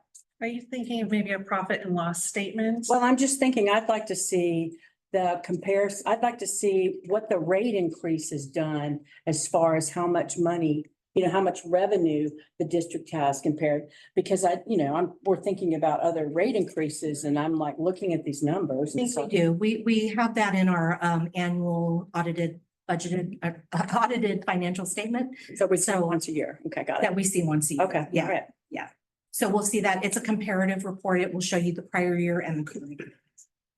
So we don't do any comparative reports here. When we get to our, we don't really do, the closest thing we do to a P&L is a board report or budget report, but it's not comparative with the prior year. So we would get we'd have a lot of columns if we were doing. But annually. The P&L is generally in a private sector for profit, and we're not, Yes. so the statements are a little different. I was just curious Thank you for because saying you that. had to articulate this to one in my mind to be able to, evaluate rates, studies and stuff, and, possibilities, and then also just being able to share the differences with ratepayers, the Yeah. changes because of that. Anything else? I'm done. Okay. All right, moving on to page 48. Sorry. I had a quick question Go ahead. on 47. I don't think I've heard this or asked the question before. What is change fund? Change fund, okay, so $1,500 so we have our cash drawers that the customer support reps use. coins you're talking. So it's cash and coins. Well, I mean. Yeah, Bills and. Bills and coins, yeah. So they have, People pay in cash? Yes. Very few, but yes. we used to have a lot more activity in those than we do Yeah. as of late since COVID. I think folks have gotten used to paying exact amounts more so. What's petty cash then? So petty cash is just an amount that we keep on hand if, somebody needs something quick, It's internal. It's for the It's business. internal. It's all for office It's expense. $100. It's for, if somebody needs Yeah. to run the Home Depot and none of the credit cards are working or something like Yeah, that, right? yeah. Post office. Post But office. they're separate, They're separate because they They're kind of separate boxes or something. yes, Yes, they are. separate in the safe. Yeah. So Okay, we have cash drawers for our customer support reps that yeah. get audited. And that 1,500 is divided out by the cash drawers. The 800 is separate. And that would be if, like Ann was saying, none of the credit cards work, then we had to buy something at Home Depot. So when do Mm. you bring these balances or these totals? You try to keep them at that. Yeah, that's, They're refurbished every so often, yes, yeah. you know, We haven't. count at the end of the night and balance out and stuff like that. We balance out every day on the change fund. On the petty cash, when's the last time that's been used? It doesn't get used often anymore, but we reconcile it quarterly and then, of course, at the end of the fiscal year. Yeah, I've never talked about it. Not that it's a big deal, but I just Yeah. curious. It's interesting to talk Yeah. about, for sure. We really haven't used it a lot lately, but I know we've used it in the past a couple of times when we've had the cars, some of the trucks. There was some- yeah, we washed, and they had- just took cash and use it for that. Very Yeah, rare. yeah.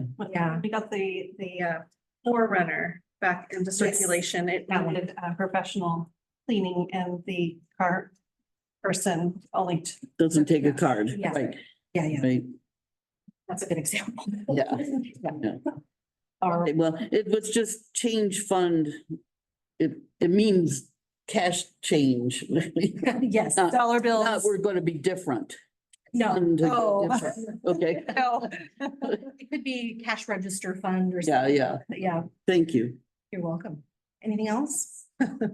All coins. I know. It's funny how things do change. Yeah. though. All right, page 48. So we have our cash flow statement here, beginning cash balance of 18,201,169. Total cash received during the quarter, $2,621,905. And again, our largest source of revenue was water bill payments. We also had a property tax and assessment payments of $304,447. Meter installation and capacity fees, $181,936. Our LAIF interest, $167,241. HDMC wastewater treatment plant reimbursement, including $17,486 of overhead. That was $95,202. Consumer project deposits at $24,408. Special services, such as penalties, fire flows, will serves, $15,127.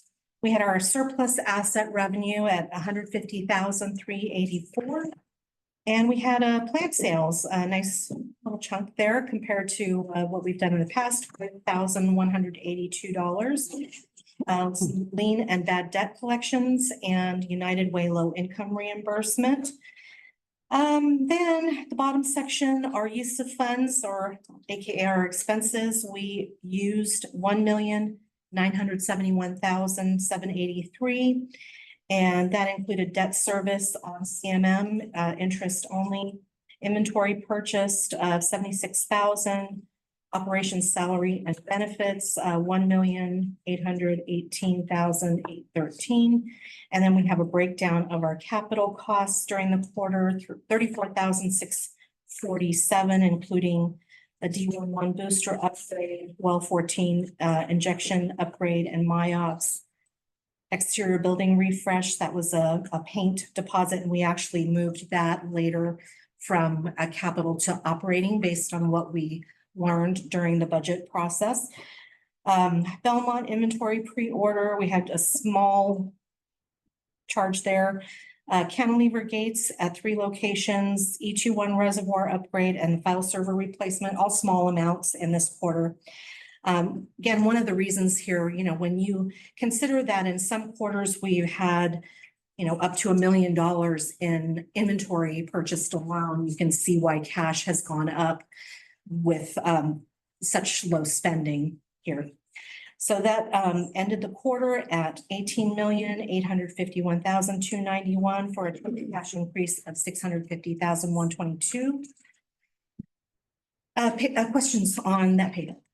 I have a couple. So this water bill payments received from ratepayers, do we see that in the audited reports? Do we see a number for that?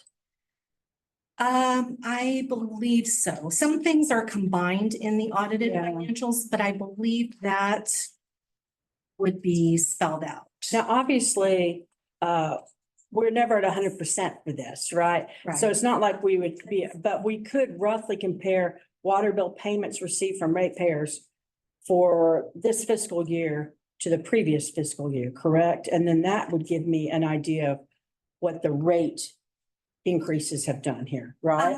It might, but remember consumption changes throughout the year. Yeah, So that's, yeah, that's a factor in there. So Yeah. if the same quarter, one year Yes, was a dry yeah. year and, you know, Somehow we'd have to take Yeah. that consumption out of there, so it would be a pure number, but yeah. okay, yeah. Yeah, because I'm really curious about that, obviously. Yeah. Yeah. Let's see, oh, and then the total cash increase, do we have, so what's like an average? Do we have an average of what you know, increase or decrease? Do we have that? Like, No, I don't have an Okay, average. okay. You know, again, I think it's really gonna vary depending what on we what's spent. happened in that Right, quarter, yeah. yeah. How much we're taking in, what the consumption is, what we've spent, you know, if we're doing a big inventory pre-order, if we're working on, you know, very actively working on certain projects. There are projects that are going to require more spending than others. So there are just a lot of variables in there, I think, yeah. thank you, Ann. You're welcome. So would the auditor's report is maybe the best way to compare our position, so to speak, relative from a year to year consideration? Because Yeah, all for has sure. been said and done, except for maybe there's some restatements, Yeah. even then. Yeah, yeah, because of GASB changes, there are some restatements that can occur. But I think you would see a pretty helpful figure in the water revenues. So you could look at that, but you know, again, every year is going to be different depending on what the consumption is. So even if the rates go up, even if the rates go up and the consumption goes down, the revenue might go down.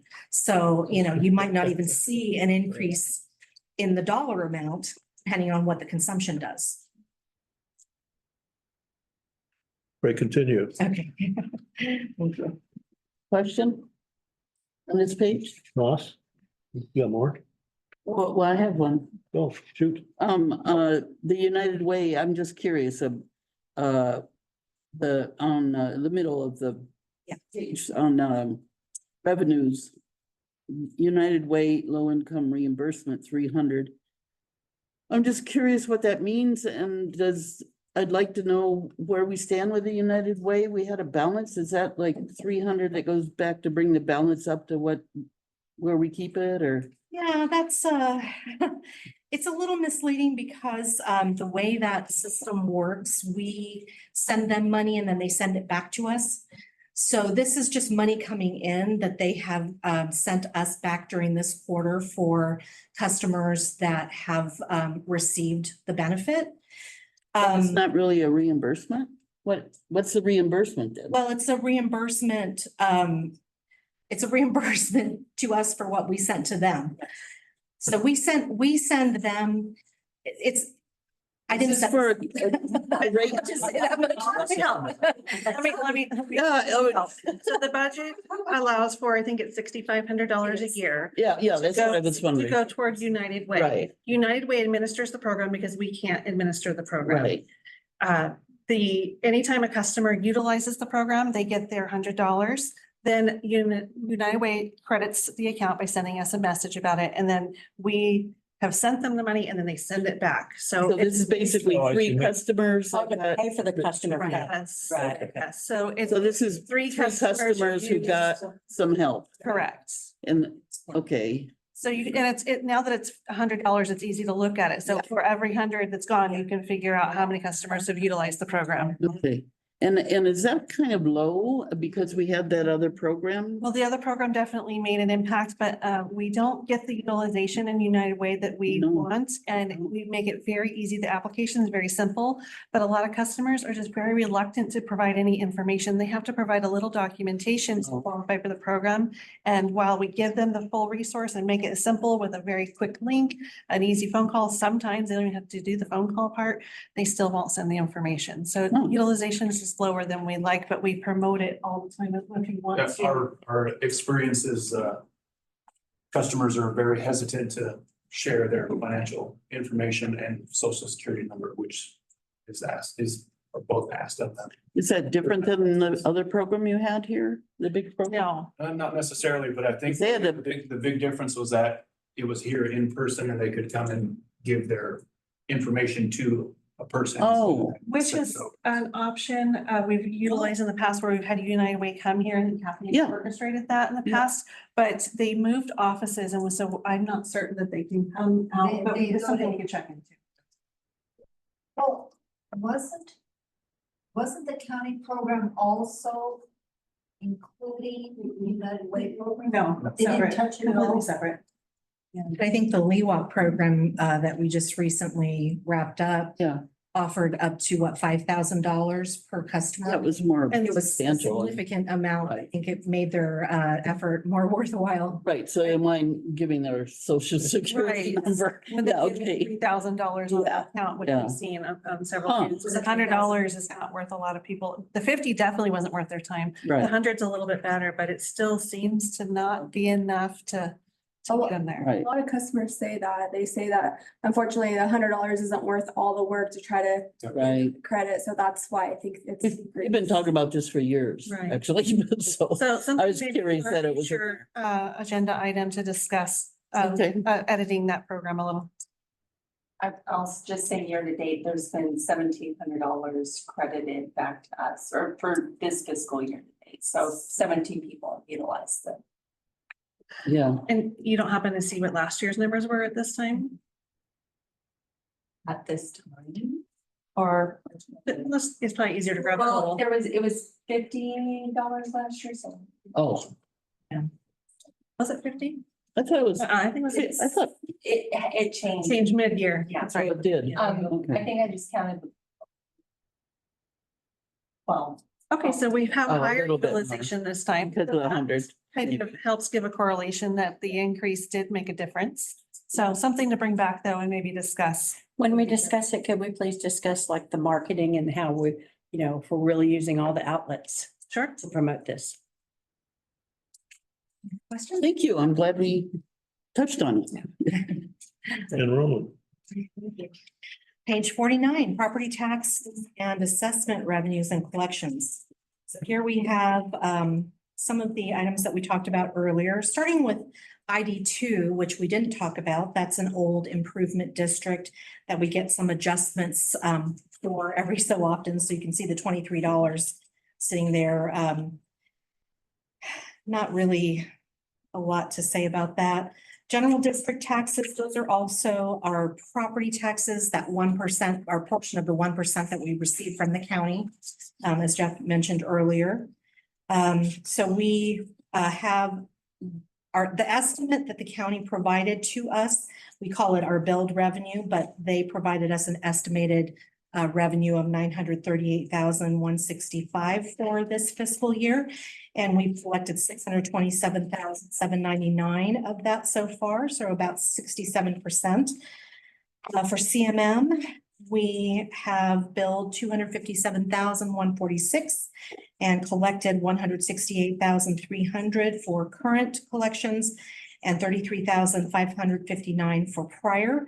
The current is at 65%. The prior is down 16% from the year prior. So prior collections give us an indication or may give us an indication of what is happening in the real estate market. So people have to bring those taxes and assessments current as they're turning over the properties. And so we can see that our prior collections decreased a little bit there, 16% from last year to this year in those green boxes. If you have color or not. Yeah. Okay. Then we have standby assessments. We billed $1,182,490 and have collected $773,991, or about 65%. And that's in comparison with last year where we were at about 69% at this point in time. $117,928 of prior collections for standby assessments in the yellow boxes there, down 2% from last year. In total, $2,377,000 $1,801 billed and $1,721,601 collected, about 72% overall. And at the bottom, we have total property tax and assessment revenues have increased from last year, mostly by property taxes, I believe. Total property taxes and assessment collections changed from last year by 57,407 or 3%. Our CMM prior year tax collections changed by a negative 16%, so they decreased by 16%. And our standby prior year tax collections decreased by 2%. Any questions on page 49? I saw that hand moved. Anything from the board? I kind of have a question. The changes in the percentages, is that an indication of anything? I mean, are we looking back a few other years? Does that mean that maybe now assessment responses or responses to pay the assessment is slower than it was before, or? Yeah, it looks like the CMM is down by 1% for the current year, and standby assessments are down 4% for the current year. And that, you know, I mean, that's not a huge difference, so it may not mean a lot, but it could mean that people are not paying their bills as timely, not paying their property taxes. That's what I'm wondering, if the economy, they keep talking about it, you know. Could be. It could be, but there's small enough changes that it could just be timing issues, and not so. If you look back a couple more years, you know, maybe you can see a trend or something, but. Yes. Okay. Else? All right. Page 50 is just if we had any budget adjustments to report, we do not, because we just went through that whole budget process. And page 51, we have our board report summary. This is again fiscal year to date as of 3/31/24, 75% of the year, and this is using the original budget. So this is not the revised 23/24 budget that was just approved. We'll see that in the 6/30 financial statement. So as of 3/31, our total revenues were at 90%, our water revenues at 73%, our property tax and assessment revenues at 114%. And HDMC wastewater treatment plant revenues, and that is again an item that's billed in arrears, so that was at 37%. Unbudgeted development, i.e. capacity and meter install fees, year to date, total revenue 643,552, with 25 meters sold year to date, including 21 in the wastewater area and 6 upgrades. Expenses, year to date, as of 3/31, we had, I won't read all of these percentages again because I already went over them one time. But I will say that in total, we were at 61% versus 75% of the year. So that looks very good from the perspective of looking at, again, nothing in our revenues or expenses is that consistent, but in looking at the segment of the year that has been covered so far, we are looking like we're on track very well. And in summary, we have actual costs of, we had incurred actual costs of $5,241,349, which equals 61% of our $8,558,855 budget. And total operating revenues exceed total operating expenses by $4,042,512. And then at the very bottom, we just have for comparison's sake, a regular check register rolling 12 months. So you can see how that changes, how that fluctuates over the year. And so you can see there, the lowest one, I believe, is 260,000 and the highest was over $1 million. So again, that's where you can really see how cash can fluctuate as well. Any questions on that page? Yes, ma'am. So, okay, so I'm just now thinking about the retroactivity of stuff of this. Now, this board report will go on the website just like it is, and it will not be changed, right? Correct? Correct. Okay. And then is any of that retroactivity, or I'm just trying to remember what we approved in the changes to the budget. Does any of that then make us look like JBWD is doing a better job with the budget or anything like that? If we're doing it retroactively, do you see what I'm saying? Well, we won't correct or change any of the prior quarterly financial statements. Those are still Right. going to be, as they were. Right. When we get to the 6/30 financial statement, it will take into account the new revised budget. So But it just does a Make us- column for that, doesn't it? Or? it's going to replace this budget in Okay. that report. Okay. So depending on how that budget changed, it could make us look better or worse. Okay. I'm not sure if are you asking about transparency or what? Let's what see, I exactly? was just asking about, there's a budget, and then if we're changing the budget. Yeah. Are we going, or is it gonna make it look, or we're fixing some errors and mistakes and, Yeah. miscalculations and stuff? Does that then make it look like, that we're not being transparent or Yeah. something? Well, we're syncing some things up to the budget better.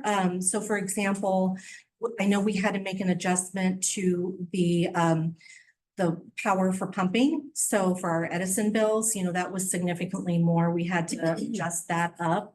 So yes, that will make us look more in alignment with the budget. Other areas like the capacity fees, we didn't adjust the budget there at all, so that will remain the same. So there's We're not gonna be, hiding anything. We have an audit and all this stuff is online that they It's can all see there. the past was. right, these first three reports of the fiscal year Mhm. can kind of be looked at like a progress report. So if your child was in school, they would get a progress report throughout the semester and then get a final grade. So that final one is where everything is tied up in a nice pretty bow with what the actual revised is versus actual expense. Yes. Thanks. Anything further?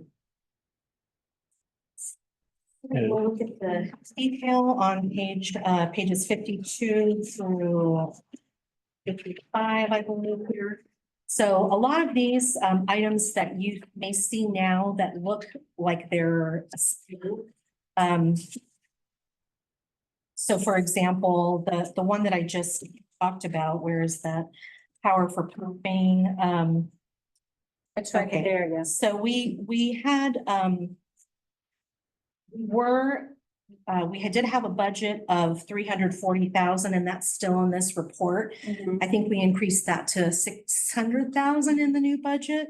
And so you can see here, it's at 95%. So, and we had some backfilling, I think that wasn't included at that point in time yet too. So it would have been significantly over budget if we had not revised that budget.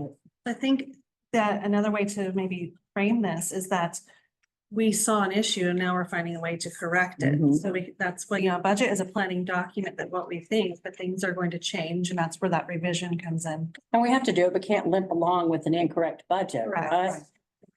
And it goes both ways. I mean, there are situations where an account may be significantly over budgeted and we might reduce the budget and use it elsewhere or just.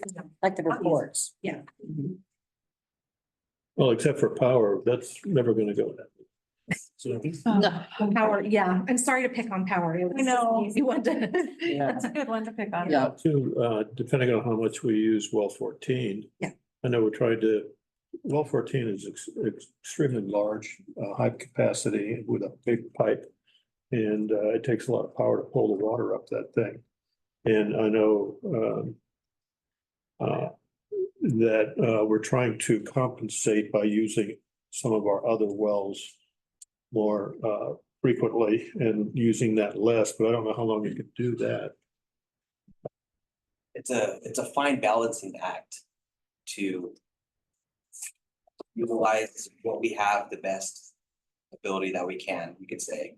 So well 14 it's a beast when it comes to our wells, and amongst other agencies out there, it's a very large capacity well. We could fill our biggest zone, C zone, for example, very quickly with that one well. We could probably ultimately run the district from that one well. In essence, so it's a balancing act to utilize and schedule properly each well to come on at a certain point, just so we can keep that power cost as minimal as possible. So So that's, it's wear and tear on all the other pumps as well. That- So the percentages that you see that look a little bit high, or perhaps low at this point should look better when we see the revised budget installed here. But most of these accounts are very well on track, with the 75% of the year that we're reporting at this point. Any specific questions about those accounts? I do. And the non-operating revenues, we have miscellaneous revenue of 827.58%. What is that? That's from the surplus revenue that we received. So that was unbudgeted. And so you can see we budgeted 20,000 there, which is just a typical miscellaneous revenue budget. But we received all of those surplus from the surplus sales of the asset. Oh, okay. sorry, the vehicle Oh, yeah, sales. okay. Uh-huh. That makes it look like it's a really huge number. Yeah. Okay. Yeah. And what's this negative number? Because I thought I'm up above the column heading unfavorable. That's parenthetical. So what, is that an unfavorable when it's negative? So, well, it depends on whether it's in the revenue or the expense section. So let's see, if we look at, no, that's wrong, the way it's presented.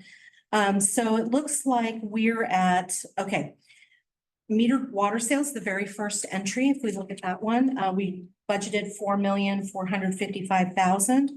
And we're at 3,115,419, which is at 69, almost 70%. We have 1,339,000 remaining in our budget. That's really what that means. Yeah. For the rest of the fiscal year.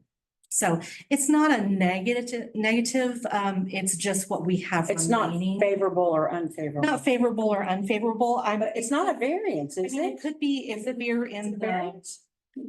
yeah, that's their standard terminology, yeah. Okay, all right, okay. But it's what's remaining of the budget. And if it's in an expense column, we might see that where an account has actually incurred more expense than the budget. That would be a negative in that variance, favorable or unfavorable. So page So 53, meter installation and upgrades. That's what I'm looking at right now. Yeah, I'm wondering about that one, because then it says. I'm sorry. Use. Page 53, customer service meter. right, because we don't budget. That's right. We don't budget for Oh, that. no. So yeah, Okay. sounds we like, had an expense where we didn't budget, but there's revenue to offset it. it sounds like one of those things that I think it might have bothered Kurt Sauer, one of our former general managers, where a negative is actually a positive Oh. column. Yeah. That kind of thing. Yeah, and it depends on the report too. Some of the reports present the information in a different way than, every report is a little different. But we try to keep it consistent, at least with the report that we bring to the board, so that we're not making it even more confusing than it needs to be. So yeah, there's, I think we'll see when we have that new budget installed, we'll see a little more accuracy on those percentages. But overall, most of the accounts, the ones that aren't really high or low, are actually in a pretty good position. So any other questions on those pages? All right. So our last page, water sales consumption statistics. We have our rolling 12 months ending 3/31/24 versus 23 and 22. And we saw that consumption go up from 22 to 23 and then back down in 2024 to 460,372 units. A 12.49% decrease, and from 2 years prior, a decrease of 9%. We have our consumption ranking top 10, and I know David brought us a little more information today on some of these. We have our usual, most of our usual customers here, but you know, we've had discussions in the past about, or mentions about the apartments that are on here, and how those might compare, on a per household basis, I guess. I will say though that, I'm not entirely sure when this report has been coming to the board for many, many years, this particular consumption statistics report. And, you know, we may look at it in a negative light these days with the conservation mandates, thinking, you know, these are high users. I think maybe when it was originally developed, it may have been developed as a tool to see who our high revenue generators were. You know, that's my thought. But anyway, David has some statistics if you'd like to share those. Yeah, so we see the, for the Quail Springs, because I know this, kind of comes up, so I just. Yeah. I was more interested for myself, a little context. So I took the 2359, divided it by 3 to give a monthly amount. So that gives us 786 units per month. Quail Springs Village Apartments has 74 units. So mathematically, it's approximately 10.4 units per apartment per month. However, that doesn't take into account their pool, spa, irrigation, and laundry services. So Yeah. on the flip side of that, let me back up. So I would estimate probably 6 or 7 units per apartment household, I guess, probably at that. How many, do you know how many apartments there are? 75. Oh, yeah. And so the Yucca Trail Apartments, using the same kind of formula, gives us 233.33 units per month. So that apartment complex has 50 units, no pool, no spa, and that's a more accurate 4.6 units per apartment per month. Thank you for bringing this up because this has always been something I've brought up because I don't want them to be pointed out as though they're high water users. It's just that all of the water used for those residences are in one metered account. So it's just important to point out, we have annual reporting that we do for a lot of regulatory agencies, and we have to often point to usage and high using. One of those came up just today, and look at where our highest consumers are. And if they're on this list, then we would have to maybe possibly do, if we had a shortage, outreach to them, but they're already not high users necessarily on an individual basis. And a unit is 748 gallons. Correct. So I have a question, David. Hello, yes. This individual leak. Yeah. It was 1 2/3 acre feet of water. So, and if you charge them $8 a unit, he's in the $6,000 range. What is this poor person for? We had a couple of those in this last year. Both of those high ones were really used. And they were properties that sat vacant without any tenants for a while and weren't getting looked after. And they didn't realize it until it was too late. In other words, the meter was open. Yeah. Too. So as you know, when you don't use things, they tend to fall apart, and houses are the same thing. If you aren't there turning on the faucets and flushing toilets, the pressure build up in your house and leaks happen. So it's really important to maintain and have someone go to your house and, you know, flush the toilet, turn on the faucet, and, you know, make sure that you're utilizing that system and checking to see if there's a leak. That one particular leak didn't blow out the whole bathroom and hallway. Down hallway, redo drywall and tile. It was bad. So it's not necessarily a leak like we have, like a burst pipe like you rescue often. It's over time, there's been a leak, like for a month, this, like. Yeah, but I mean, it could be, yeah. Yeah, under the kitchen. It's a little different when. Burst of a pipe, and then that water just Yeah. goes. So if you're not at your property, the lesson is turn off your meter, here's a customer valve, turn off that customer meter. People don't like to do that if they have irrigation because then the irrigation can't water their plants. So there are alternatives out there that we're working through and hopefully one day we can promote a little bit better so that people have access to understand, when their water is being used, but always in the works. But also during the winter, this is a quarter in the winter and it might have been a frozen pipe that exploded because nobody had been there for a while. Correct. Yep. If I remember right, a trash truck ran over and exposed customer side. Oh, That happens. I had that happen at her house. yeah, really. Let's get. We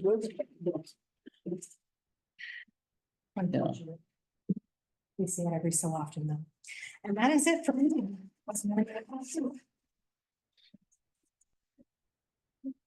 CAC, Eric.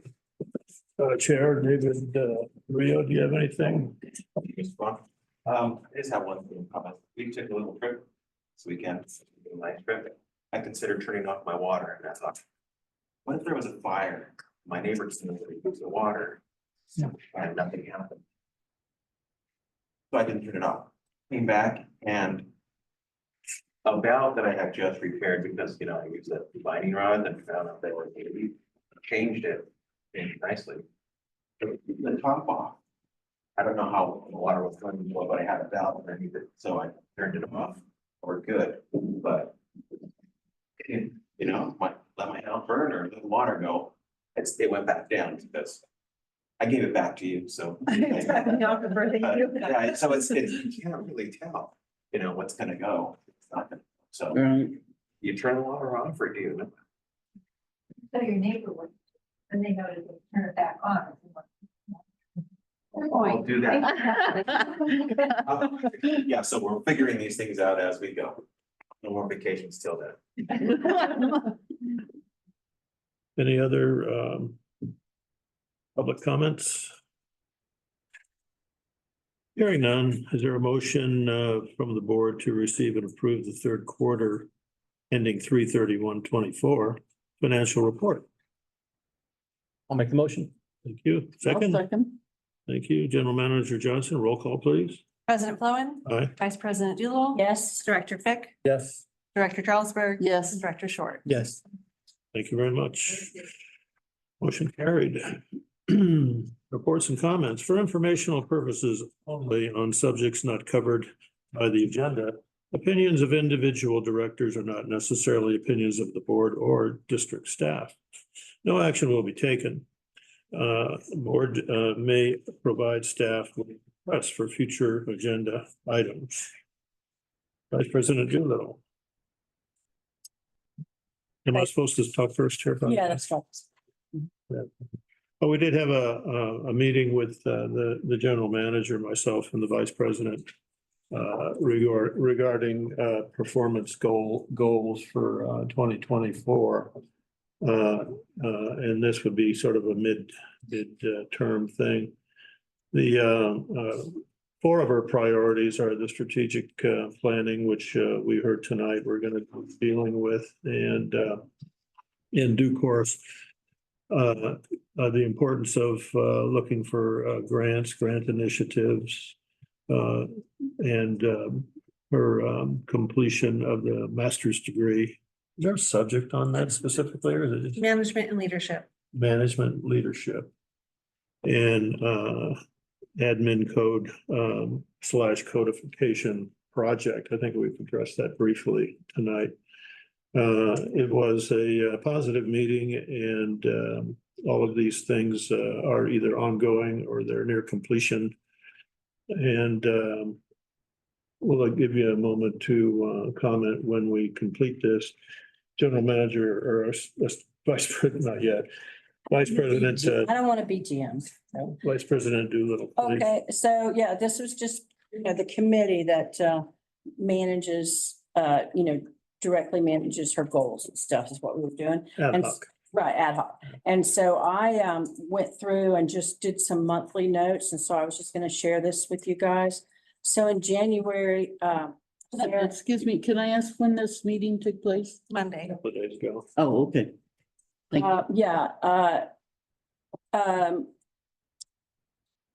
January, Sarah and her team executed the website, which was delivered at a very high level of completion.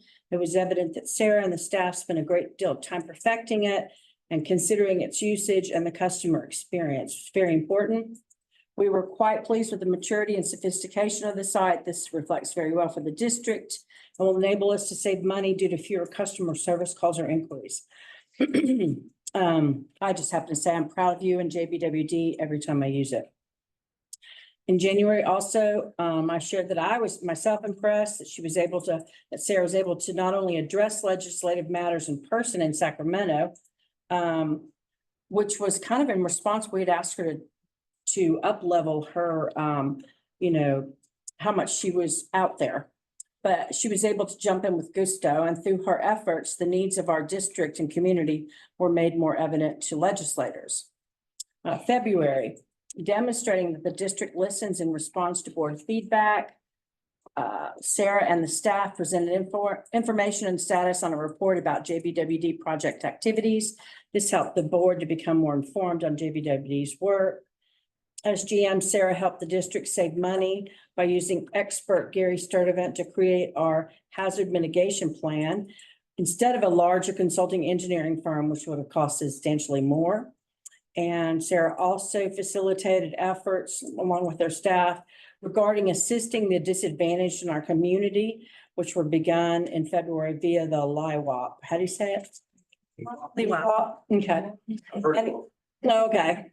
All right. And also that month, the general manager and staff executed very well produced tours that educated and delighted ratepayers, delighted me and other directors, I'm sure. And then there was a renewed connection with USGS via their interest in a study, and good job relating that potential work related to water sources and chromium issues.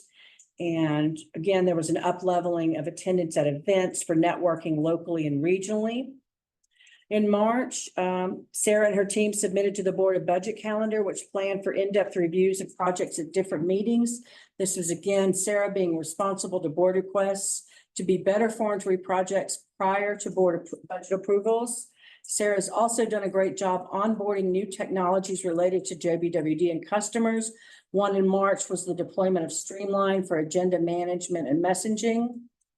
In April, Sarah continued her increasing work with legislative issues by attending chromium-related announcements and meetings in Sacramento in April.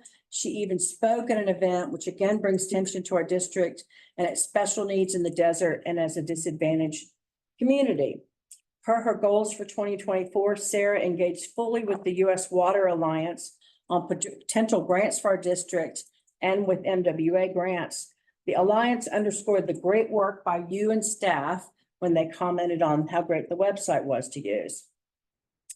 In May, Sarah kindly investigated and discovered that the board had likely never been recognized or publicly appreciated for its efforts after a board member request. It was a lovely celebration and made nicer by recognition from government leaders. So, and she had to reach out to them. Sarah also worked on securing an important recognition of the district by CSDA, which was the SDLF's District Transparency Certificate of Excellence. So this just went through May, but I don't know if anybody has anything else to say about that. Director Fick. Starting Sarah. Yeah. Or these notes. Sounds impressive. And I'm impressed. Busy. Yeah. Yeah, I appreciate the visibility. I've been asking that ever since I got on the board, actually, of the general manager, and I think you're really stepping up. I appreciate it. For sure. Yeah, hearing it like that, it really puts it in the context of everything you do for us. So thank you. General Manager Johnson. I thank you for putting that down, because as we go through, and I think all of us here can agree that as you go through all of the steps to do the work that you do, you tend to move on to the next project without really acknowledging the previous. So I appreciate you putting it together, but truly I can't do this without staff. So all of these efforts are because I have a fantastic team that I rely on every single day, and that I truly admire and feel privileged to get to work with alongside. So thank you. Yeah, I gotta celebrate their small wins. Yes. All right, so then, this is my time for just general comments, director comments. So I know that I've had other ratepayers tell me this, but some people would like to be reminded of when their payment is due. And then also just hearing about this ratepayer that, had this issue with flooding. I think that there should perhaps be some setting in some software that we now possess that would have a percentage. So a percentage water increase reading, then we would notify the ratepayer. We do. Okay, so, all right, so the people with they got that. Yes, with high What's the use. percentage? Do you have? I think it used to be higher, but we lowered it, so it wasn't as drastic when we know. Oh, good. Right. Yeah. So high use, You'll get back to us on what a number is, or? yes, we can get Yeah. to, we can see it. Percentage, okay. All It right, has been instituted since we have Mercedes on staff now and looking at it a little bit differently. So we do high use letters and what was the first comment that you made on that topic? well, it's a reminder. Oh, reminder. So the bills always due on the 21st. Yeah. Always the same. Unless the 21st falls on a holiday or a weekend, then it's due the day the next business day. So, and it's on every invoice that gets mailed, and every active meter receives an invoice every month. And please rely on the invoices and not on the tags, because the tags require an extra fee. And we've heard that from customers that I wait for my tag to pay my bill, and that it costs them more. So, the invoices are the best place to use, but the 21st, always the 21st. The 20th? 20th. Over the 21st, sorry, 20th, yeah. 20th, thank you. And lastly, I guess we'll need to put it on, this would be a request for something on the agenda. I've mentioned this a couple meetings, but there's a climate resilience bond that Aqua is sponsoring. And for the legislature, and it's, billions of dollars related to water utilities and infrastructure and all sorts of things, flooding, et cetera. And there's a way that JBWD can sign on to that. It's a little online form. So I'd like for us to discuss that at a future meeting. I guess in July, it'll be mid-July. Discuss that because I'm hoping that will be addressed in September, I believe. And help me understand, is it so the board can decide whether to sign on or not sign on? Yeah, I would just be a JBWD supporting it and signing on the request to the legislature. I see.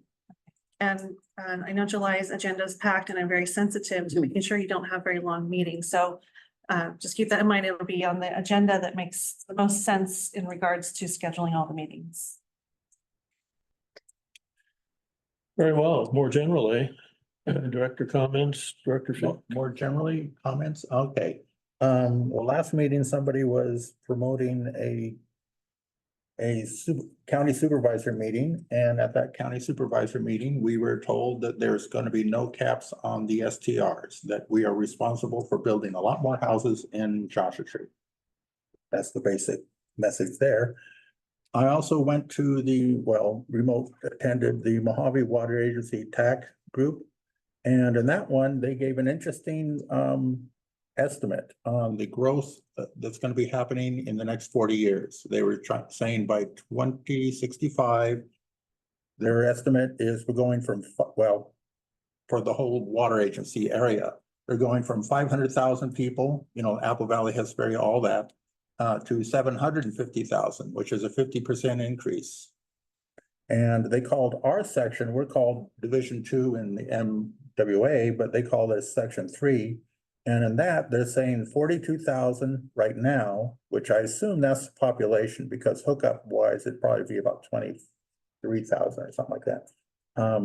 They said we're going to go from 42,000 to 49,000, which is a 15% increase. So the Mojave Water Agency is expecting a 50% increase overall, but for our region, a 15% increase.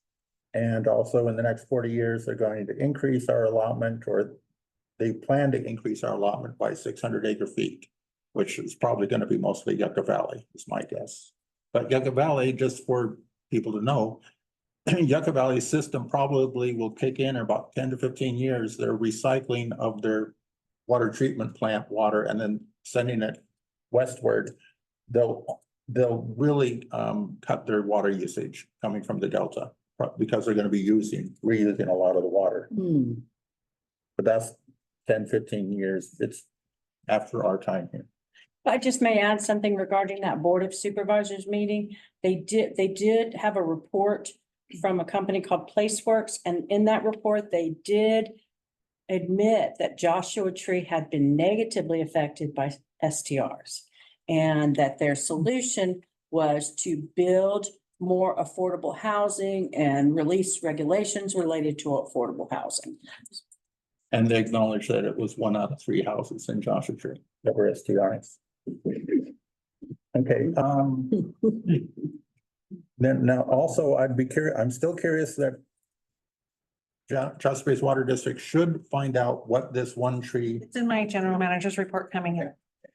And then this meeting that I went to just yesterday, 2 days ago, which was they call themselves the Chino Basin Water Conservation District. They add the word conservation in there. They're just a district, but okay. And so they had this presentation, Scaling Up Success with Waterwise and California Native Landscapes for Commercial, Municipal, and Institutional Properties. That was the title of it.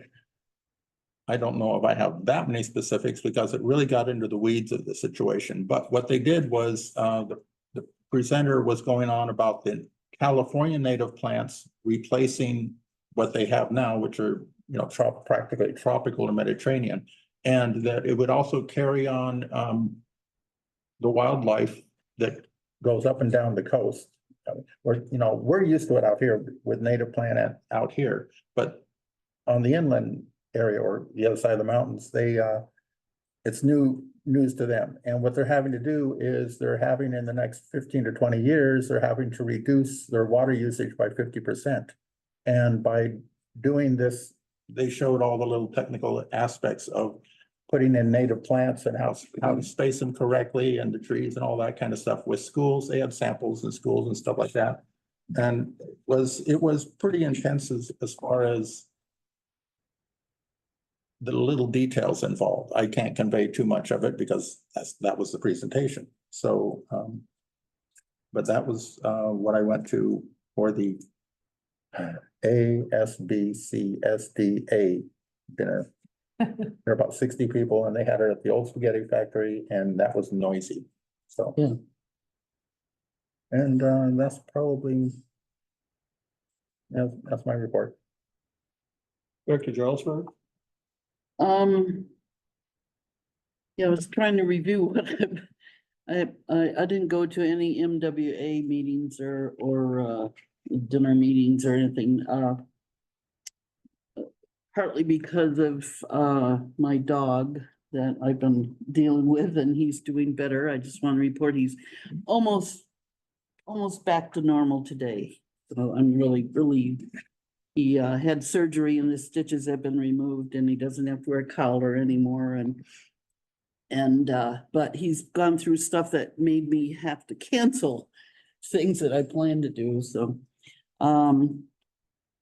anyway, I did go to the Basin-wide nonprofit workshop last week, I guess it was the 6th, which was not totally relevant to the board because it was for nonprofits, but I think it did maybe get me thinking outside the box a little bit about some funding ideas. And I did get a good workbook from it that I could maybe keep reviewing. But I did want to mention that Basin-wide Foundation is really a good place for networking. I mean, that's like the main reason to go to those things. The networking is amazing and the resources that are there are amazing. And I've actually passed on some to General Manager Johnson that I hope will be helpful. But it also, I think, builds community. And I think that's really important, that we feel that we are part of a community here in Morongo Basin. And I think that's part of the reason I have always wanted the general manager out there to really show them that we're part of the community. We're not above the community, we're part of it. And so I appreciate the efforts that it takes, obviously, for staff to cover this place when you're gone, which is a whole nother thing too. And then kind of on that, I also attended the general manager meeting last week with President Sloan, and I thought it was very productive, and I'm grateful for that time. And I appreciate that we are scheduling it on a regular basis. I think that's a good thing forward also. And I think it's good to talk about the fact that we do have time to sit down personally, face to face, and cover things that maybe don't get covered in the board. Maybe some a little more personal things that we really don't want to take up time during the week. So I think these are important to build it's kind of a team building effort too, I think, to really feel like we're working together here. Okay. So I appreciate it. Thank you. Dr. Short? Yeah, I didn't attend any meetings, but I would like to also say that I'd like to see the climate resilience bond brought to the board. Can you send me that information? Thank you. Just very briefly, I went to the Copper Mountain Mesa Directors meeting. They're a responsible entity that had to exist in order for them to get a bond up there to build their water system. So I go to their meeting, their board meeting every other month. And one of the directors up there, who's a sort of a vocal person, he's lots of fun. He said he's had a persistent leak on his property for quite a while, and on his property for quite a while. And he's having a small amount of difficulty in identifying where it is, and it's elevating his water bill. And he says there are sensing devices that potentially can detect, I guess, water under the ground. I don't know if it's under a slab or not, but then he told me that the cost of such a thing would be about $18,000. And I thought, and I said, that's a little high. We're not going to get into that. And also because it is on his property. I know there's, from the state, they're kind of moving us onto people's properties to determine what kind of pipe they have and lead exposure and all those things. But some of these things, it's simply a responsibility that has to be borne by the individual ratepayer instead of collectively every ratepayer having to put up some of the money for this equipment that somebody may use from time to time. I just think some individual responsibility is the key factor here. There's too many people here, I think, are on the poverty line in terms of success economically or being in trouble economically. And I worry a little bit about these small incremental costs that become a burden to the ratepayers that would put them below a level where they could keep their house or some such thing or lose their car. A car in the desert is critical. Should have two. So anyway, that was one of the things. And I started talking about this landscaping thing that we're sooner or later going to do in the front here. And I mentioned the Gambian wall. Again, this was Steve Tuttle, Director Steve Tuttle. Oh, good. He says, what about the cost of this kind of a thing? And I was able to tell him that we're working on getting a grant from MWA, Mojave Water Agency, for $18,000 to cover some of the cost of these kind of things. And that ended the discussion right there. And I like that because it illustrates that the district is looking for funding diligently anywhere we could find it to do the things that we have to do to make this district a success. And a success means that we are providing a safe amount of drinking water to all of our ratepayers and anybody that visits this town. That's the key thing. So that's all from me. General Manager's report. All right. Well, thank you. And thank you for the nice comments. And I appreciate it. I also agree the manager meeting was a success. I'm glad that we're having them too. I also view us as a team, and I have an analogy, and I won't bore us with the lengthy part of it tonight, but I think of us, if you think of a sports team, your favorite sports team, and there's an owner of a sports team and the board is the owner of the sports team. I'm the coach. This is our assistant coaches, and then that's our team out in the field. And if you think of it that way, we're all on the same team. We're all wearing the same jerseys. We might have different ideas about how to get to the destination, but we're all on the same team. So I appreciate those, and it's a good time for us to get to know each other better and understand our perspectives and where we're coming from. Tonight, I'd like to report that our hazard mitigation has passed the green light from Cal OES, and it's now with FEMA for their final review. I'll be sure to report when it passes FEMA, and it will get posted to our website when that happens. On June 6th, our operations crew worked in the middle of the night to replace the 3-inch meter at the continuing care center that was due for replacement. And we did that in the middle of the night to avoid disruption of service during the busy daytime hours. They also installed a 2-inch emergency meter so that a water truck, if there was an outage, an earthquake, could go right there and fill up their system because they don't have a backup system at the continuing care center. Wow. Anything you'd like to add? Yeah, the hospital currently holds roughly about 10,000 gallons for emergency water, just in case of an extreme emergency there. So they could supply the hospital for a number of days where the continuing care center did not. So we took advantage of an opportunity to be in that vault to replace the meter. We fabricated a manifold up to secure a 2-inch service basically for them, that at any given time they have an issue there, a water truck can hook right up to that their side of it and give them water to get them through whatever emergency they might have. This also meets a goal within our hazard mitigation plan as well. So, we're looking out, for our communities. We are part of the community. And, we do care and to, make the time and effort to schedule with them to do this in the middle of the night, which is not our normal business hours. So they have less disruption. Is something we're happy to accommodate so that we can help, be a part of a good team member within the community. On Friday, June 7th, we had our regularly scheduled annual inspection of our fuel tank out in the operations yard. That's done by Mojave Desert Air Quality Management District. Another one of those really long acronyms that are hard to remember. The inspector discovered that an O-ring on the emergency vent needed to be replaced, and because of that, had to issue a notice of correction, and they locked the tank and was unusable until that repair was made. Due to regulations, that repair and maintenance has to be subbed out to a third party. And I'm happy to report the repair has been made this week and the tank is back online. However, while the tank was offline, we had to purchase gas from the local gas station for our fleets. And this is an example that demonstrates the redundancy that needs to be built into our fuel supply, which President Flown has mentioned previously. So staff has this on the radar to investigate further.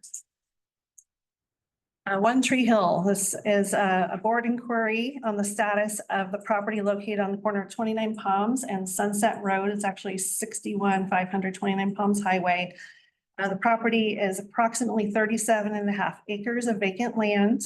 It was sold to One Tree Hill LLC in 2021, and to date, the district has not received any plans or inquiries from the property owner regarding any planned projects or building activities. So we don't know anything. Is that north or south of the highway? So it's on the north side of the highway, just on the corner here of Sunset. So as you go down Cholita, it's you face between here and the post office? Right here. Yep. Yeah. So Right before the tank? if you go down Cholita, you're looking at the parcel. Oh, Yeah, right here on Sunset and the highway. So we don't have any information other than that. We did a little investigation and all we know is it's owned by that LLC and Okay, well, it had a project, plans. it had a project number with it. I don't have any of that information. So if you have that information, we can investigate it further, but I don't have a project. I read through my NBCA network. Okay, yeah. So let me know. We'll be happy looking That's what brought further. attention to it, because when it gives the project number, then that means they're scheming something. It's an old project number Oh, okay. from years ago, and there's nothing active on that account. Yeah, okay, yeah, good enough. So there's a homeless community there. We Yeah. noticed. In a wash. How further up. No, well, that's what brings concern is whatever they're doing it, we're down Stream. stream. So, depends on what they. As, for us. as these types of things arise, we're definitely have our eyes open. If they do apply with a county to do any kind of project, the county generally provides us some sort of notification. I didn't have any of that in file. So, but if you have something else that could provide that we can look into it further, we're happy to do so. I'm happy to announce that we submitted our annual supply and demand assessment today. This report's previously been outsourced and we've been using Kennedy Jenks as a consultant to complete that report. And if you remember in the budgeting process, I explained there were 3 different reports that we've been outsourcing. And those cost about $12,500 to outsource. So we completed this report in-house. We pulled it in-house, saving the district $12,500. It took collaboration of several staff members to learn the process. And I'd like to thank them for their efforts. And that was Jeremiah and David and Scott, who's not here. Specifically, I'd like to thank the efforts of our new compliance coordinator, Danny Paulino, for her coordination efforts in this project. And because of her efforts, the district was able to save that budgeted amount and we can now complete that project in-house. So thank you, Danny. Yes. She's taking the ball with her new position and she's running with it. So we're also thankful.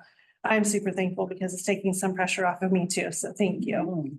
On 6/10, Kathleen and I met with Jay Goodwin. He is the Joshua Tree National Park Vegetation Branch Chief. He is going to be retiring at the end of this year, and he's been a main contact with Kathleen in regards to the plant sale each year. He informed us that the MOU that the board approved earlier this year is not going to be signed by Joshua Tree National Park. So we're saddened by this, but what happened is it went to the park and then it went to regional. And then after regional tossed it around by the people changed, different department heads, different folks. They cited that region will not sign it because they do not have the authority to enter into such an agreement as they had in the past. So that authority is no longer there. It's pretty vague. That's all we really understand. But we are actively working to seek an alternative solution, and I'll inform the board when I know more. I am meeting with somebody on this in July to look for an alternative solution to the plant sale. And then also on 6/10, our team met with U.S. Water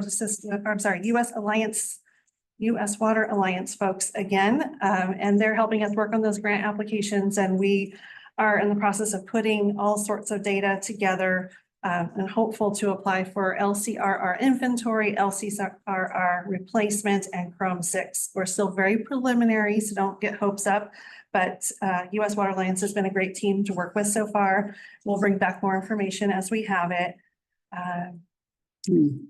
USGS will be presenting to the board sometime in late summer, so that relationship you talked about still, stands, and they are going to provide some information about, water in Joshua Tree, a little bit on Chrome 6 and some other things. So that should be a really interesting meeting.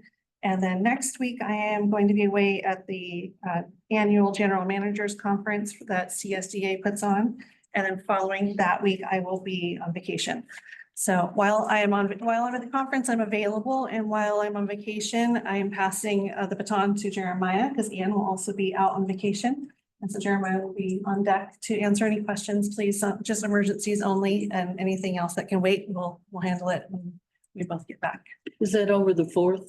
It is over the 4th. Yeah, okay. So it's a short week anyway, but hopefully everything will be fine. I know, well, Jeremiah is very capable, so that's the end of my report. Thank you. Thank you very much. Item 9, the good one. Is there a motion to adjourn this meeting? I'll make the motion. Second? I'll second it.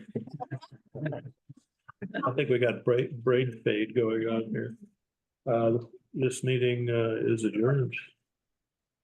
Have a good evening. Thank you, Jenny. Bye-bye. Have a good evening.